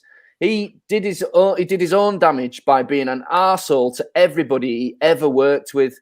And being one of the most shallow pieces of shit, famously hard to work with, ever since he left Saturday Night Live in the late 70s. And he went, I'm going to go conquer Hollywood. And Hollywood went, no, you're not. You're going to make a few films and then you're going to do fuck all for a very long time. But he made his own bed. Fuck Chevy Chase. Sorry, mate. I love the movie. I love the movie. It's not good. We've got a couple of comments. I'm just looking on here. Somebody said, Elf. Disgrace should have been Elf. But it's also thought this is quite this is a good point. We're doing films out, we're not TV, but that is something I don't know about you guys. We talked about it with specials, doing like Christmas specials. Yeah, knowing you, it's brilliant. Oh, it is brilliant. Maybe after we do as movies, we could have a quick chat about what specials you quickly watch. If we've got time. Because there's loads. I mean, I've got, me with Christmas, guys. I've got a folder where I just have everything ready for Christmas to watch. I feel a bit bad about giving it to Chevy Chase now. I hope you're not watching Chevy Chase. You know what I mean. You know what he's watching. He watches everything where it mentions Christmas Vacation. Okay, so that is your favorite Christmas movie, Chris. What is your worst Christmas movie? The one that you would resign to the bin every year? Right, I had a bit of a criteria for this one because there's so many bad ones. I mean, all those TV movies they make all the time, they're all terrible pretty much out there. I didn't want to pick any of them. I thought I want to pick something, and I've got a few, but I wanted to narrow it down. I picked something that's got lead actors in, A-listers who I like, but I don't like in the film. That was my criteria for this. So I've got this one. It's called Deck the Halls with Matthew Broderick and Danny DeVito. That was a close contender for mine as well, man. It's a pretty shocker. I've never seen this film. Right, this film is about basically Danny DeVito moves into the area and he wants to do his house up with Christmas lights, and Matthew Broderick's like kind of the king of Christmas in this small town, right? But Danny DeVito's starting to get along with everybody. He claims the title. But there's something about the movie for me, it does not work at all. There's no chemistry between anybody. There's no jokes. It's not funny. None of it lands. Any of it's weird. And I wanted to like it so much. It's just like, I like Danny DeVito. It's not your fault. I know you love it. It is my fault. I know you love Danny DeVito. It's not your fault. They made a bad film. Yeah, they made a shitty film, Chris. Don't blame yourself. Yeah, it's not your fault. Broderick's not likable in it. You tell everybody that you like it. If you feel that bad about it, so yeah, all right, I like it. It's fine. No, I can't do it. Yeah, it's shit. You're right. It is. It's really, really bad. The lack of chemistry, the lack of warmth. You're right. I saw it recently, a couple of years ago, as I was going through, because I do what everybody else does, and I put the same 6 or 7 Christmas movies on every year, and I thought I'm going to change it up a bit, try something different. Yeah, and it doesn't always work. Those 7 films you watch every year are your favourites for a reason. Yeah, keep it that way. Don't go dipping anywhere else. No. Speaking of which, so go on, Chris. What are you going to say? I was going to say, I mean, I'm sure all of us love Home Alone, but you've got to kind of have to have a break. Yeah. You do. Yeah, I watched that one again this year without even thinking for a second about how violent it is, because I put it on for my 3-year-old son just to see what he thought. I thought, see what he thinks. he loved the bit where the bad guys were getting the shit knocked out of them by the kid. I mean, he really did. A little bit too much. Yeah, a little bit too much. I thought, he's making plans, this guy. I've seen his battle plans in his bedroom. Blueprint. Drawing pins on the stairs. Yeah. Salt in the coffee. No, sugar. Do you guys, do you have your films that you won't play until a certain date as well? Do you do that? Or is that just me and I've just... I used to be a bit stricter than I am now, actually. I couldn't give a toss anymore. Just put what I started watching Christmas film-wise? Yeah. I started watching 2 weeks ago. Yeah. I think. Yeah, I watch them, but I get all the lesser titles out of the way first, and then I save the biggies. You see, it's my first Christmas with my girlfriend, so we actually went in. A girlfriend. Faces. She's got a podcast like everyone else has. No, because she's not a man and she's not middle-aged. That's why she doesn't have a podcast. But she yeah, and Lummy can hook her up. He's giving podcasts away like they're made out of. Podcast for you, podcast for everybody. All you need is a log line. All you need is a log line for a show, and you got your show. I'm like the world's crappiest no budget producer ever. I can produce your show for no budget. Just come at me with a show title. You've got it. Kid, you want a podcast? But no, we went in hard with the Christmas movies. We hit the big hitters first. So we did Home Alone. Actually, was the first one that we did this year. Nathan, what is your favorite Christmas movie and why? Don't get me wrong. I love the good Christmas movies, like anybody else. I love them, but I just cannot beat Muppets Christmas Carol. You can't beat it. Oh. Try and beat it. You can't. Right, let me talk a little bit about this. A couple of reasons I think this film is particularly special is the first thing the Muppets did as a company after Jim Henson died. So it was the first time we hadn't heard Kermit with his real voice, and his son took over the role, which is quite a touching thing to do, and I imagine pretty daunting. I mean, the guy was probably beside himself most of the time. Jim Henson was a really sweet guy by all accounts. Everything I've ever read says what a nice guy he was, and all he ever wanted to do was bring a bit of warmth to the world. And I think he succeeded, really. I mean, Disney took over then and kind of shagged the Muppets a bit and made it a bit crap. But Muppets Christmas Carol, first film after Jim Henson's death. It's a nice little footnote to him. It shouldn't work, but it works. And one of the things that I think is a testament to this movie is the fact that it's got original songs in it, original Christmas songs. That might be default because the film's been out for 30 years, which is why I feel like I know these songs so well, but they're almost good enough to be Christmas songs. Do you know what I mean? They actually really work. It's sweet. It's funny. It's got Muppets in it. What more could you want? Cool. Actually, yeah, I love Muppets Christmas Carol. Michael Caine, that's what more you could want, and he's in it. Yeah, so he is. Yeah, if you want that, you'll be an happy person. He's in it. Yeah, no, I agree with you. It's a great Scrooge as well. He's a good Scrooge. Yeah, it's not bad. And even when he's singing and it's really bad, I love the end song. I play it all the time. That one that he does. With a thankful heart and a dead joy with a ground, we fell every girl and boy. Yeah, you know the words. Sing it. Sing it all. I don't know all of it. Sing it all. Jesus. What's the one that Kermit sings? What's the one that Kermit sings in it when he's sliding downhill? It's the season to be jolly and no, that's not it, is it? That's the one he sings with his on the shoulder, and that's just there's brilliant. Magic in the air. There's even magic in the air. It's brilliant. Yeah, it's brilliant. It's a good song. It really does work. Makes me feel very Christmassy. Which is isn't it? That's a good point. I've chosen other ones that would have been a little obvious, but yeah, that's my favourite of all time. Okay, what is the Christmas movie that makes you feel all Grinchy? What is your worst Christmas film ever? The worst Christmas film. I actually nearly chose Deck the Halls. I didn't know what you guys were going to pick, but my worst Christmas film, I will never watch it again. To be fair, I don't think I made it to the end because you could figure out that it was shite 20 minutes in. And it's the same problem that Deck the Halls has got. Lack of warmth, lack of story, lack of chemistry, everything. And it's Fred Claus with Vince Vaughn and Oscar-winning actor Paul Giamatti. It's just inexplicably shit. The premise of the film is so shit. I mean, you can get it from the poster itself. Santa Claus has got an annoying brother. And not only is he annoying, he's fucking Vince Vaughn.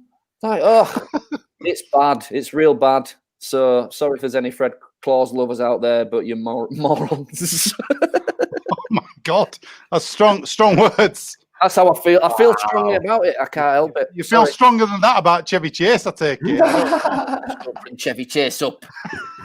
You know what you did, Chevy. You son of a bitch. Wow. I mean, I've seen it a couple of times, this film, and I obviously don't have the vengeance you do for it, but yeah, I can see where you're coming from. I'm not Vince Vaughn for me. He's great in some stuff, and then other stuff is a bit. I don't know. I know what you mean. There are just some Christmas movies though where you can just look at the title, look at the DVD cover or the poster, and just be like, you know what, that's not for me, and you know straight away you don't need to watch the film. Mm-hmm. Yeah, have you seen? There's a Vince Vaughn film, a Christmas film, with Reese Witherspoon in. It was on TV the other day, and we watched it. And I tell you what, it was better than Fred Claus. Yeah. It's got a little bit of that lampoony sentiment, that film. Yeah, and it's got Favreau in it as well. Yeah, Jon Favreau, Vince Vaughn, Reese Witherspoon, Robert Duvall's in. Christmases. It's called Four Christmases. Steve Bergen. Yeah. There's quite a lot of famous people in it. Yeah, it's weird. It's about a couple that are really, really happy with their life, and then they get drawn into what they should be doing. Oh, we should be having babies and blah blah blah blah blah. And then they go to 4 different Christmases with a bunch of pricks, and by the end of it, they want to split up. But then they realize it's Christmas, so they won't get any presents if they split up. So they just don't split up. But it's all right though, to be fair. That's the real spirit of Christmas right there. It's beautiful. Yeah. Beautiful. Oh yeah. My favorite Christmas movie is... Nobody asked. Oh, well, it's my segment. I'm bringing it to the table. I don't know which one came out first. Was it 4 Christmases first and then Fred Claus? I'd like to believe it was 4 Christmases first because Vince Vaughn went, I got this. I can do fucking Christmas movies. Piss easy. What you got? Fred Claus? No problem. It's like Tim Allen. What came first? God. Christmas with the Cranks or the Santa Claus trilogy? I think they just like that Christmas dollar, don't they? Even when a Christmas film's bad, people still watch it. They still get that Christmas buck. Hallmark Channel, they've got 50 fucking movies a day about Christmas on it. Oh, they're always called something like 7 Wishes for Christmas or something like that, aren't they? Yeah. Christmas bells, jingle balls, snow day, snow avalanche, Christmas Snow avalanche, problem. Christmas snow. They've got them all. And just type anything and it comes up with a movie. There's none left, no titles left. I think Jingle Balls is a different kind of movie. Bond can't bring anything else out now. They've all gone. So you'll be pleased. Sorry, Rich. There's always sequels. You go Christmas Balls 2. Yeah. Baubles as well. Christmas Baubles. See, that's the third one. There we go. No, my favorite Christmas film is a fairly recent Christmas film, actually. And it's slightly alternative, I guess. And it kind of encompasses lots of Christmas stories into one film. And it is called The Night Before. And it's a Seth Rogen, Joseph Gordon-Levitt, there we are, and Anthony Mackie. And it's just a really fun film. Seth Rogen plays a soon-to-be dad. His wife is pregnant, and he's kind of got it all down with regards to his future as a father. And he's got his 2 best friends, and they've been doing the same Christmas Eve every single year because one of those 2 best friends, his family died in a horrific accident. And so they decided they're going to spend Christmas Eve together as like a family, and they go and do these various sort of activities that they do every year, and they have done for years. And they're trying to get into this really elite sort of magical party that they've got no hope of getting into. And because they get into that certain age now, and Seth Rogen's supposed to be a dad soon, they've decided this is going to be the last year that they do this sort of lads Christmas Eve thing. And they just so happen to be able to get tickets to this Yule Ball as well. And it's just a really fun film. It's kind of got I know it's a bit of a stoner sort of Christmas film, but it's way more than that. Have you seen it, Lummy? I have seen it. I literally watched it the other night because I'd never seen it. Did you like it? I imagine it's not Chris's cup of tea. Do you know what? I kind of half and half. I actually thought this doesn't. I felt like the Christmas was actually shoehorned in. If I'm honest. Interesting. Really? I like my Christmas films to be full on Christmas. I thought you could have set that at any time. It wouldn't have really mattered. Apart from the fact that it's all about the nostalgia of Christmas, and he lost his family at Christmas, and Christmas is a special time where you need to be with people, and he finds himself, with the prospect of being alone. And I tell you why this film actually rings a bell to me. It's because, not that I was in the same situation at all or anything like that, but I've been spending a lot of Christmases in the past with Nathan and with Webby and his family. And it was kind of, just had a kid and stuff like that. And it felt like, oh, maybe this is going to be the last Christmas I come and spend with you guys, because, you're a family now. And it was exactly the same time that this film came out. So it's kind of like, it struck a chord with me. That makes sense, because I was when you said it was your favorite Christmas movie, I thought this means something to you then, because to me it wasn't one that even if I liked it quite a lot, I probably won't watch it again very quickly. Do you know what I mean? What I kind of like about it is the fact that everybody in it is what they usually do. So Seth Rogen doesn't really change much from what he usually does in a film. And does he ever? It's a Christmas film, but it actually acknowledges the fact that adults exist and they still have Christmas and they have different things. A lot of people I know, or used to know, partake in certain things over Christmas, and that's what these guys do. They end up getting off their faces, and it's kind of Seth Rogen does. The other two don't. It's weird because you've said it was your favorite one, and we obviously knew what were coming up. I think I thought it was going to be more than it was to me in a way. Do you know what I mean?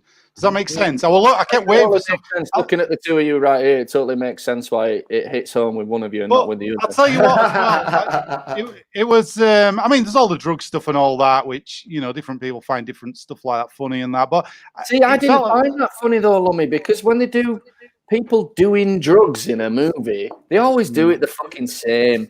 I mean, yeah. You don't have to take every drug on the planet to get off your face. You could just take one or two. Yeah, you know what I mean? And it had that element of, that was the bit of the film that I didn't really dig so much was... See, that's the bit I did like, because it was the fact that he hadn't done this stuff for absolutely ages, and basically his wife had bought him, because he'd been such an amazing husband, she'd bought him this little, on Craigslist, this little stash of drugs, and it was full of all these quite hardcore drugs. Every drug. And all the quantities are out of kilter, and he's just trying to sort of reset his equilibrium because he's freaking out about becoming a dad. I get that. I'll tell you one thing I were disappointed with the film. Do you know when they went to the piano bit? I knew you wanted them to play Big. Yeah, but they set it up like that. They did the exact same actions of what they're doing Big. They took the things up, threw them to the side. In Big, they threw the bags up there. I thought they're going to play chopsticks. It's going to be a big... That's the point of the joke. Yeah, but it wasn't a joke. It was like... And then they played that. Every year, and people are expecting that bit out of Big. And then they play, what is it, some Snoop Dogg song or something? So that's the point of it. So they keep referencing lots of other films. So there's the Home Alone gags in there as well. There's the Die Hard thing where she falls off the building, does the Hans Gruber thing. But it's not just because of the sentimental thing. I just thought I'd recommend it because I could have recommended Home Alone or Elf, which are brilliant films, and will always, I'll watch them every single year, but this was just a slightly alternative Christmas film. I have to say, it was brilliantly done. I thought it was brilliantly well done. I like it. I think I'm sort of in the middle of you two. I think it's also got a Christmas Carol in there as well with the Ghost of Christmas Past. Oh yeah, I like that guy. Was good. I liked that. I did like that. Yeah. No, you're right. It's good to bring different stuff to the table as well, because we could all sit here and go Home Alone. Everybody loved it. To bring something a little bit more, But my worst film, and this might be a bit controversial for some people, because I know it's really, really loved, and everyone loves Dudley Moore as well, but I hate Santa Claus the movie. It's shite. It's shite. It wasn't even good in the 80s when we saw it. We just thought it was because it had Santa in it, and we were kids. It's shit. And Dudley Moore is charming and cheeky, and slightly charming. He's not overly charming or overly funny or overly interesting. It's a piece of shit film, and the kids in it don't deserve a good Christmas. I like it. Okay. Well, the reason I hate it is because my godparents, their daughter, who I was sort of friends with as a kid, she was a lot older than I was, and she married a guy who was a sort of bit part actor sort of stuff, but what I found, he was an extra in lots of films things, and so I'd been told that he was an elf in Santa Claus the movie. Right. And so every time Dudley Moore came on the screen, I was like, that's not him. Yeah, thanks, Dan. I agree. Yeah. And every time I could never find him in the film. That's the thing, because there are thousands of elves in there, and I could never find him in the film. And it's like really for somebody, for an actor that's not actually done that much, to just cite a load of films they could be in. I'm in Gladiator. I'm in the crowd in the fucking Colosseum. I don't know if you can see me, but I'm there. Actually, there were a lot of extras who were reeling off Gladiator as one of the films that they'd been in, and like Robin Hood, Prince of Thieves, and stuff like that. It's like, but there were thousands of people. Contention here. I just want to point out, right, that at one point, my brother, who just commented about Santa Claus the movie, didn't hate that film quite as much because he bought the fucking novelization of it in the 80s. I remember you bought the book, Dan, so suck that. Boom. So Dan. Santa Claus and you're not the only one who's got it, Dan. Yeah, on Lummy's bedside. I've got the novelization to Home Alone 1 and 2, if you can believe it. Why? Who knows? Because I'll tell you what, I know why. Do you want to know why? Do you really want to know why? Do you want to know why? You can't handle the truth. Right. I'll tell you why. Because there were always deleted stuff in the novelizations of films, so I always got the novelization to see what's out. So now Home Alone 3 was going to be my worst movie that I was going to suggest, because 1 and 2 was so brilliant and 3 was just such a piece of dog shit that it's just like, it's a real, you up? Is it set at Christmas, the third one? Yeah. It got a cinema release in the UK. I was working at cinema when it came out, and it's about no, not for that. No, I only buy the good ones that I want to know more about. Oh, Santa Claus the movie, clearly. It was about a radio controlled car, and I think they had some jewels inside it, and it got right. Yeah, sounds shit. Anyway, that is all we've got for talking about our best and worst Christmas movies. This is a mammoth show tonight. So, ladies and it is a Christmas special. Ladies and gentlemen, what we are going to be doing now is we're going to be going to our Mandalorian review. Hang on. Can I just step in? Sorry. Yeah, of course. Well, we're not going to just quickly say TV specials we like. Okay, go on then. Go on. Partridge has been mentioned. Father Ted Christmas special, 100%. Nice. Nathan? Mr. Bean Christmas special. You're only allowed one. Nathan? He's got more. Let him go. I can't think of a single one off the top of my head, like on spot. I didn't write any down. Blackadder's Christmas Carol. Yeah, that's beautiful. Brilliantly done. That's probably... Go on. That's high up in my estimation. I'll tell you what is good, and they did it every season, obviously, but most of the American Office Christmas specials have got something about them as well. They've definitely gone for that. Good decent. Shout. Yeah. I love that. Love that show. Stephen Coogan's been mentioned, and it's not really a Christmas special, but it aired at Christmas, and it is the Tony Farino phenomenon. That was brilliant. I loved it. That was a good Christmas. God, I hope we've got some old people watching this show, because nobody under 20 is going to know what the hell we're talking about half the time. Yeah, but they might go find out, Nath. They might be, oh, God, I find that. Where's the nearest library? Let me go lend Santa Claus the movie and Home Alone 2, the novelization. I'm going to do a live reading of Home Alone 2, the novelization. I'm tuning in. Listen to watch those numbers fly when I do that. You'll be sorry. It's the new show. I will be sorry. Set me a Patreon account for all those. 18 hours long. Oh my Lord! Right, Red is Ian McKellen. Okay, speaking of 18 hours long, before this show becomes any longer, too much longer, we are going to be moving on to our review of The Mandalorian Season 2, Episode 8, Chapter 16. So those of you who have not yet seen the last episode of Season 2 of The Mandalorian, this is probably your time to tune out and join us for our standalone review of The Mandalorian on our YouTube channel, which will be out in a couple of days. So get yourself off. Watch that last episode. It's brilliant. And then come back to our YouTube channel and we've got a standalone episode that will be sat there waiting just for you. So spoilers, big old juicy spoilers. Gents, The Mandalorian. Can I just say, let's not jump the gun too much. Let's do it one step at a time. Pace yourselves. Keep it calm. Nathan, who nearly dropped a massive spoiler during the Star Wars Holiday Special review. I was like, no, dude. Shit. Hey, that's the dude who's in it. Whoa. Mandalorian episode, the last one started. Pew, pew. Pew. Exactly how it started. Pew, pew, pew. Amazing. There you go. I feel like I'm there. Who needs £100,000 worth of CGI? I mean, right, I've got a still from the start. Here we go, look. I mean, your Lego demonstration is miles better than that. Exactly. Right, Favreau and Filoni could learn a few things from you. I mean, this is one of my favourite Star Wars ships ever. Sometimes known as Shuttle Tyridium from Return of the Jedi, but it's actually a landing craft from the Imperial side. In Return of the Jedi, the steel one, so they could sneak down. Is it a Lombard shuttle? I think it's called. Yeah, it's a landing class shuttle. And so, this one has always been one of my favourites, and it was so cool to see it pop up in The Mandalorian this week, man. I was like, yeah, it's a good one. I mean, as if they had to give us any more stuff. You know what I mean? They're just spoiling the fuck out of us now. This episode was pure fan service. It was just, I mean, let's get into it. So, who's going to start us off with the review? Where do we start off? Let's just piece it together as we go. So, Nathan, what happened at the start of The Mandalorian? So start The Mandalorian this week. Boba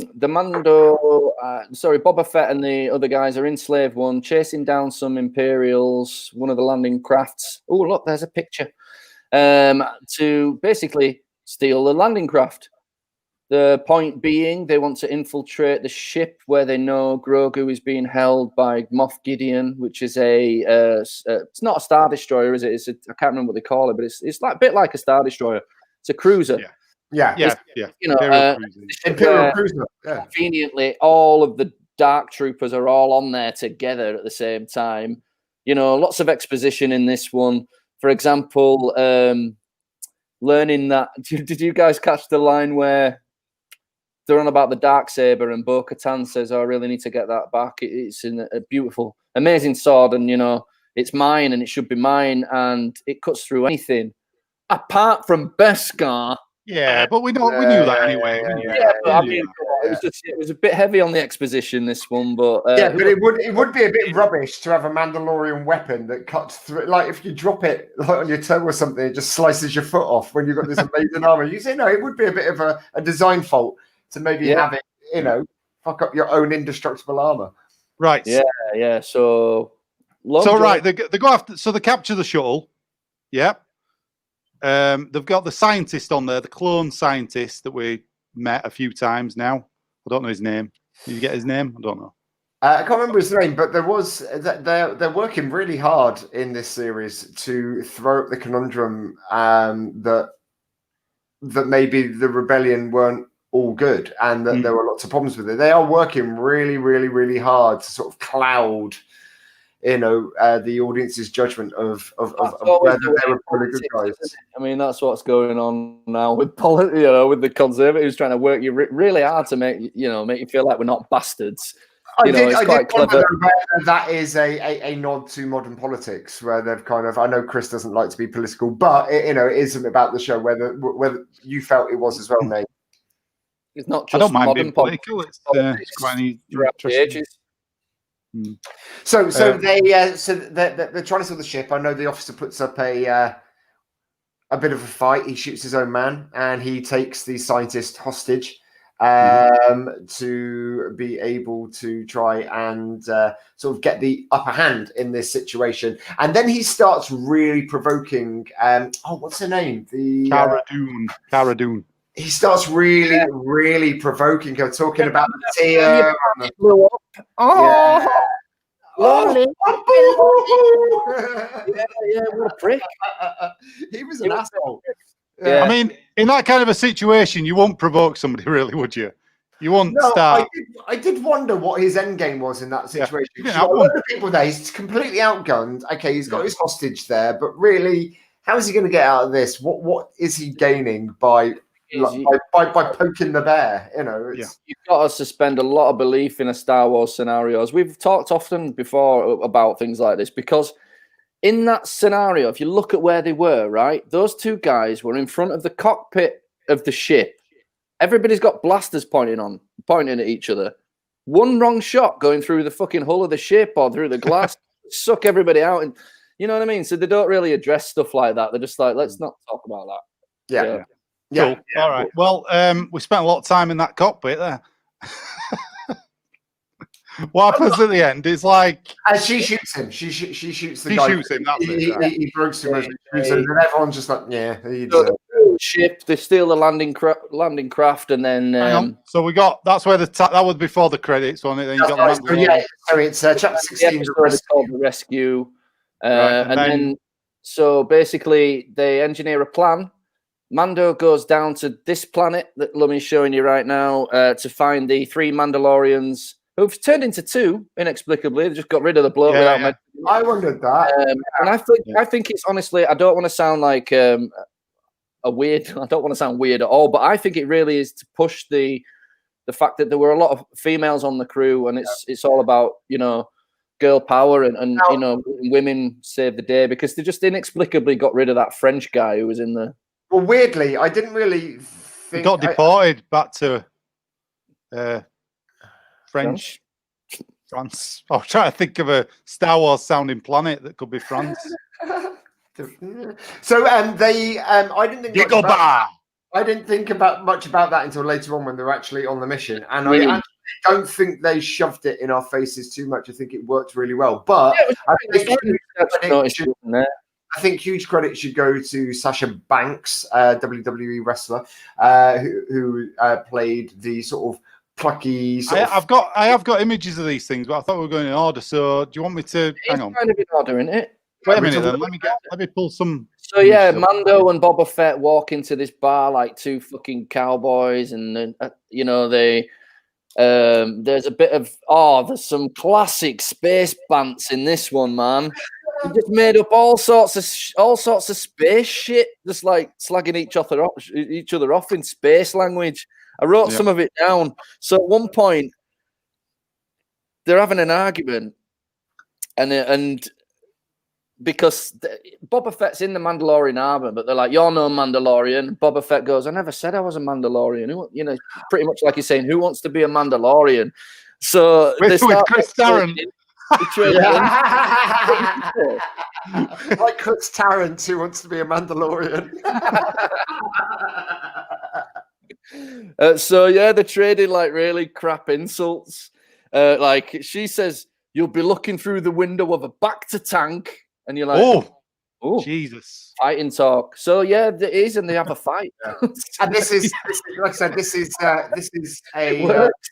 It's played by Sasha Banks, the WWE wrestler, who I think is cousins with Snoop Dogg, actually. And just know that for a fact. No, I'm pretty sure. But anyway, I thought she was brilliant in this. And they had a cool little little Untitled Chapter. That's exactly it. A bar fight with sort of Mando weapons. It was great. It was like a hotel bar fight, a mini bar. Oh fucking hell! Oh God! Says, we got a Star Wars geek. He's just arrived. Barry. Nice to see you. Hello, Barry.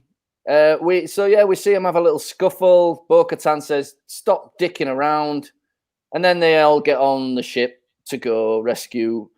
But they've got a plan. They take the 2 ships, the landing craft and the slave one, and they've got a plan to go to the star cruiser.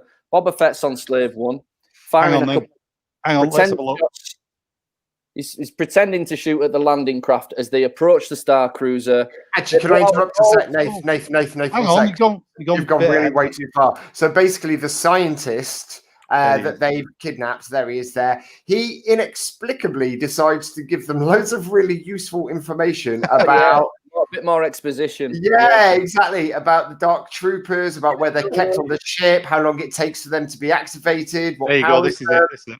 How long it takes them to charge up, and all of that sort of stuff. And yeah, you kind of get the impression actually he's quite fond of Grogu. I think I don't know. I just kind of got the feeling that he wasn't as evil as. I don't think it was just because he was caught either. He's a man of science, isn't he? He just wants probably to know what. I mean, look at all the experimentation that these doctors used to do. They might not have all been. What's he called? Galen Erso from Rogue Squadron, a reluctant Imperial. You know what I mean? He seems a bit like, Actually, that's Rogue One, Nathan. Rogue One. What did I say? Rogue Squadron. Oh, sorry. It's a Slave 2 incident, isn't it? We don't want another one of them messes. Did you look at your Lego box, by the way? Why don't you turn around behind you, get your Lego box out and see what the Boba Fett ship's called? Guys, if you are still watching this, God help you. But people are watching it. People want to know. This last week for these two dickheads. I don't think they need to. Because... No. Whoa. Just go and watch last week's episode. It's there on our YouTube channel. No. Right. So they get all this help from the scientist, and he's given lots of information about how they can enact their plan. And then, absolutely, this kick-ass plans. And I didn't really get what was happening at the start. I was quite slow picking up actually how their plan was going to work. And it was Boba Fett in Slave One chasing down this Imperial ship. I've got an image here. Now this, have a look at this here. That's beautiful. How amazing is that? Right. I'm not sure if any other Star Wars film has had two things going through hyperspace at the same time. I don't think they have either. Because when it came up, and it showed him, and then if you did that, you'd smash each other to pieces or something. Yeah. Again, let's not get bogged down in the science of things. And they do it, don't they? Because in Rise of Skywalker, he's hopping through time holes, and they're following him through it because they've got the technology. You don't get a shot like this. It's not like that. That's beautiful. Look at that. Yeah, but it's cool. Yeah, I'd have that on my wall. You know what I mean? I know you would. So basically, the Mandalorians in the Imperial ship that they've captured are radioing through to the Imperial cruiser, saying that they're under attack, and can they open one of the big doors? Let us in. So open one of the bay doors, allow us to get in. And Moff Gideon, he smells a rat, and instead he sends out a load of TIE fighters instead, which they don't. I don't think they're targeting that. I thought he sent the TIE fighters out to help the landing craft. I don't think he necessarily, maybe he did, but I don't think he necessarily started smelling the rat until a little later.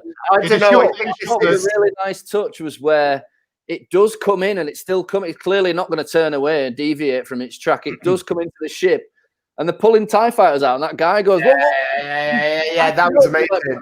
Yeah, that was cool. That was really cool. I loved seeing analysis of it. Yeah, I loved seeing all that. The good thing about this entire show is they're showing you behind the scenes, if you like, of the main action. I love all that. So all the business of showing out the TIE fighters, the pilots getting in and going out and launching. You know, you've never seen a TIE fighter launch unless it's in a video game. It reminds me of that. It reminds me of that scene in Clerks where they're talking about the Death Star, and the guy's going, but all of the builders and all of the workmen that were working on that ship, they're just innocent victims in this. I mean, what the fuck is wrong with you? You know, there's loads of people going about their jobs, not realizing that they're doing this work for this evil empire, and suddenly they all died on. You know, I like that. Yeah, but the point of that story is where the guy says, "Are you talking about Star Wars?" And he goes, "Yeah." And the guy in the shop goes, "Well, let me tell you something. I've got a mate. He's a roofer. This guy took a job for the mafia, and he got killed while he was on the job. He knew what the fuck he risks were. So he's got a point there." But just going back a little bit, what the other thing that causes the guy who was driving the landing cruiser, the two pilots that got shot in the beginning.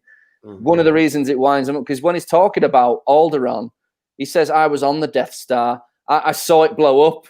And yeah. He turns around and goes, which one?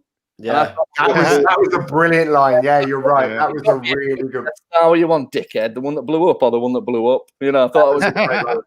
But really I disagree with you. I think it clearly shows Moff Gideon making the decision, like weighing up and smelling a rat, and then go right no very quickly because that's the point. That's the point that because they're in the ship, then go no, open the doors, and they go no, fly around for a bit, fly around a bit more. Rich. They're not shooting at the landing cruiser, are they? They're shooting at Boba Fett. They shoot at Boba Fett. They don't shoot a single shot. They don't even start shooting behind Slave One. Of course, because it's a ballsy move to shoot at your own ship when you only smell a rat. But the point being is that, of course they're going to shoot at Slave One and not shoot at their own ship because they don't know for sure. But so Boba Fett just open the landing things and the whole thing be over. You know, let the cruiser shoot Slave One out the sky, out the galaxy, and let this ship in through the bay door. That would have been the logical thing, which what they were banking on. They end up landing on the ship. They make a bit of a sketchy landing, but they land in. Boba Fett goes, right, job done. That's a great landing as well. It looks brilliant. Flying through. This is off into hyperspace, and we don't see him for the rest of the episode. We'll tell you why later on. We've got a little theory behind that. I've got a shot here of one of the dark troopers close up there, you know. So they hatched this plan. They hatched this plan that the four women are going to go and work as a distraction because they're aware that the dark troopers are going to be called upon to come and fight them off. So the four women go and they get all the attention. They got all guns blazing. It's absolutely brilliant. So that Mando can sneak off and go and find Grogu himself, unwatched, as it were, and that's another great little fight. I mean, this is the point where I'm like, these women are absolutely kick-ass, and I don't feel like they're ramming it down the throat. This is all absolutely I'm not saying you were, but I think there will be people out there that will kind of assume that because you've got these four that it's unbelievable, and I just thought it worked brilliantly. Possibly, but we're talking about Star Wars. The ability for people to piss and moan about what they wanted in it. We've all done it. We've all watched Star Wars and gone, well, why didn't they do what I wanted? Me. I get that. Others have done it to the point where we've fallen out with the franchise big time. You know what I'm talking about, Lummy. Oh, yeah. We talked about it last week with Last Jedi, didn't we? You know, all that business. It's nice to be in an age where there are too many positives happening in the world of Star Wars for most people to deny, and it's drawn us back in. It's good. Yeah. So there's a great little fight on this walkway where the two Mandalorians sort of fly off either side. Stormtroopers are falling off this walkway, falling through out into the galaxy, out into space, and then the two other women get sort of cornered by Stormtroopers, and it's great when the two Mandalorian fighters just come up and just shoot the shit out of them. It's awesome, really, really good. So they're hunting around the ship. One gets a gun jammed as well, and they're kind of working on trying to. That was the one bit that did pull me out a little bit. That she's trying to unjam her gun while they're in this really tight enclosed lift. Did you not see that? It's like that. If that gun goes off, you're all dead. We said about gun jams last week, though, didn't we? And we realised about the power packs, and Yeah, she ended up. I asked if they run out of bullets and what to do with the gun jamming and such. And you guys pointed out that for the first time in the previous episode, that there was mention of them running out of a power pack or something. Yeah. But so Mandalorian goes off to try and find Grogu. Yeah. He encounters the your droids. He tries to get the door shut just in time, but one gets through. And this is a brilliant fight. This is an absolute brilliant fight. It's absolutely. What did he say? Are you on dialogue? I said, are you on dialogue? I was coming through one line at a time. Your picture. Oh no, not mine. So you must be Nathan. There you are. Maybe I am. Yeah. Do you mean the actual picture scrolling up? No, it came up perfectly on mine, Lummy. Don't worry. It's Nathan. Put some money in me to Webb. Come on. Come on, Webby. Pay that internet. Well, 2.5 hours of fucking sitting here. My internet's probably glitching out a bit. I'm boiling hot. Santa hat is. No. It was the enchantment under the sea. Guys, come on. We can do 2 it. hours, 9 minutes. We don't need to know about every single. What's really nice about this is. Okay, so what's really nice about this is when one of your hosts starts slagging off their own show. Brilliant, thanks, Webby. What's happening is he's having this kick-ass fight with the Dark Trooper, and it's a brilliant fight. And I think they really managed to show the stakes of how this guy that we've seen pretty much be able to kick the crap out of anything in both series suddenly encounters this robot, this droid. We find out that the third generation as well, don't we? That they've gotten rid of any human kind of entity within them, and I really think it sets up how tough these Dark Troopers are, and it's a kick-ass fight that he has with them. It's awesome, and all the time he's trying to. He ends up. I don't know if you got a slide of this. He ends up going and managed to flip the hatch just before all of the Dark Troopers come through, the whole squadron. I've not got the only still I've got of that fight is that bit. Okay. Just because I've spent all my stills at the end of the thing. Obviously, I went a bit still crazy. I was like, on the holiday special. So they. You what? Yeah, still crazy after all these years. Yeah. I had to delete all of the special pictures earlier in the background while you were doing all that. Too many. Mando managed to pull a lever that opens up the bay doors, and all of the Dark Troopers, they get sort of sucked out into space. And then he goes and finds Grogu, who's got Moff Gideon stood above him now that saber is awesome. I love it because it's kind of a little bit scepter-y, and it just looks like an awesome weapon. And he stood there threatening to kill Grogu, and then he pulls a fast one with Mando, doesn't he? He says, "Look, I got everything I wanted from him. All I wanted was his blood. So you take him and you leave me the hell alone, and we never talk about this again." So Mando kind of goes over and it's sort of inexplicable reason. He could have just left it there, but he's so evil that he couldn't help himself. It was so weird. Like, do you know what I mean? I don't know. It's just like maybe Adam finished with Grogu. Maybe he'd not finished with him, and he just said that so he could have a swipe at him. Oh, I think that's entirely the point. That he wanted to wait till Mando's back was turned, and then he could try and strike him. Because he might have had some blood in all that time he's had him. He could have had as much blood as he wanted out of him. He could have had him up to machine. And then another absolutely kick-ass fight between Mando and Moff Gideon, and it's brilliant. I was surprised at how strong Moff Gideon was, but he talks about the weapon giving people powers, and that it's actually a Mandalorian weapon, and it gives the holder special powers. And you see, Mando ends up using the staff that he got a couple of episodes ago. You get a free gym pass as well if you're an Imperial Moff. Oh, is that what it is? It's in the comic books. What? It's in the comic books. There's a whole issue about that. I'd just like to, so Pop Not Broth thinks that Gina Carano is Peng. Yeah, I'd be tempted to agree with you there. Yeah. She is indeed Peng. Like, what does that? Does Peng mean good? Oh yeah, good. She's the Pengist. Yeah. She's the penguin. Fit. Peng. We're not all down with the lingo. Attractive. I don't like that word. That's not a good word. Peng. Well, you're obviously not down with the kids, dude. Right, so I'm proud of it. So basically, I don't want to be after saying Peng. All right, Grandad. So I'm going to finish my sweater. I'm finishing my sweater. Chris, actually, we should pay special tribute to your cardigan, Chris. You'll keep talking. I'll just do my knitting. So let's do 50 minutes on Chris's cardigan. Yeah, I'm sure we can fill that. So I've got some notes about the suppliers. You've got 1,500 stills in your cardigan.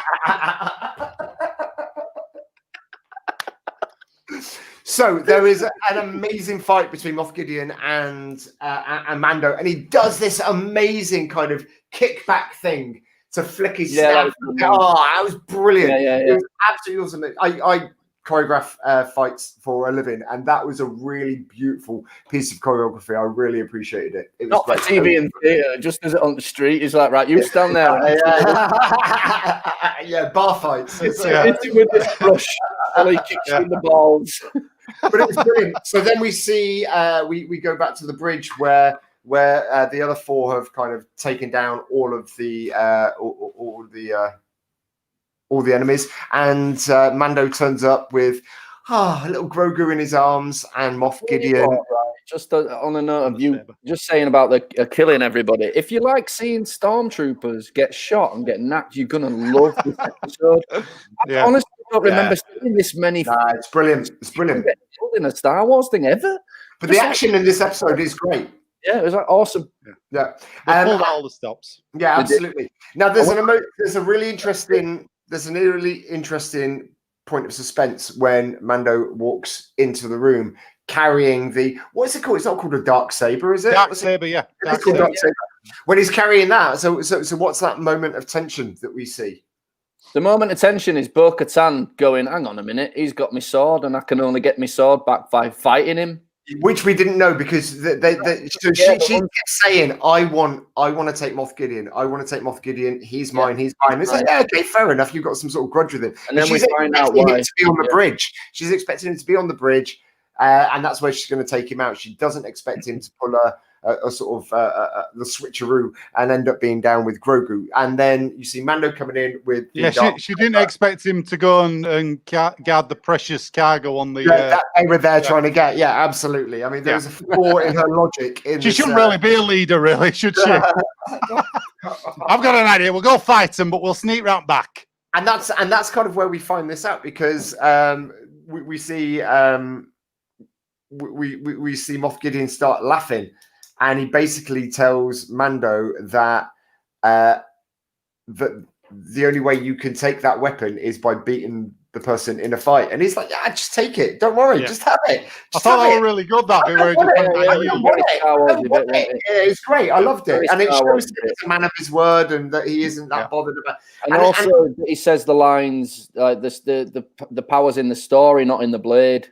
Yeah, exactly. Very, very Star Warsy, isn't it? You know. I also think it's really interesting because there's all these different factions of Mandalore, and he is, and it always kind of it's like a religious cult sort of thing. And the whole thing about taking the helmet off and all that, he's kind of gone down this one route, and he really strictly follows all of the rules, all of the everything that you've got to do in this side of what he follows. Yet here are these ladies that don't really follow that much, and are quite sort of following a very different kind of road to him. Yet they really believe in the fact that she needs to win the saber in a fight, and he's like, "Yeah, no, just take it, just take it." No. That's it's that kind of thing that he's really strict about his rules, but not about their rules at the same time. Let's just clarify. I don't think we see him give her it though. We didn't see him give her the saber. No, he offers it to her. He offers it. He offers it, but she doesn't take it. So as far as we know, when the episode ends, he's still got it. We think. Yeah, no, he has. That's the whole point. He's offering it to her, and she's like, I can't take it.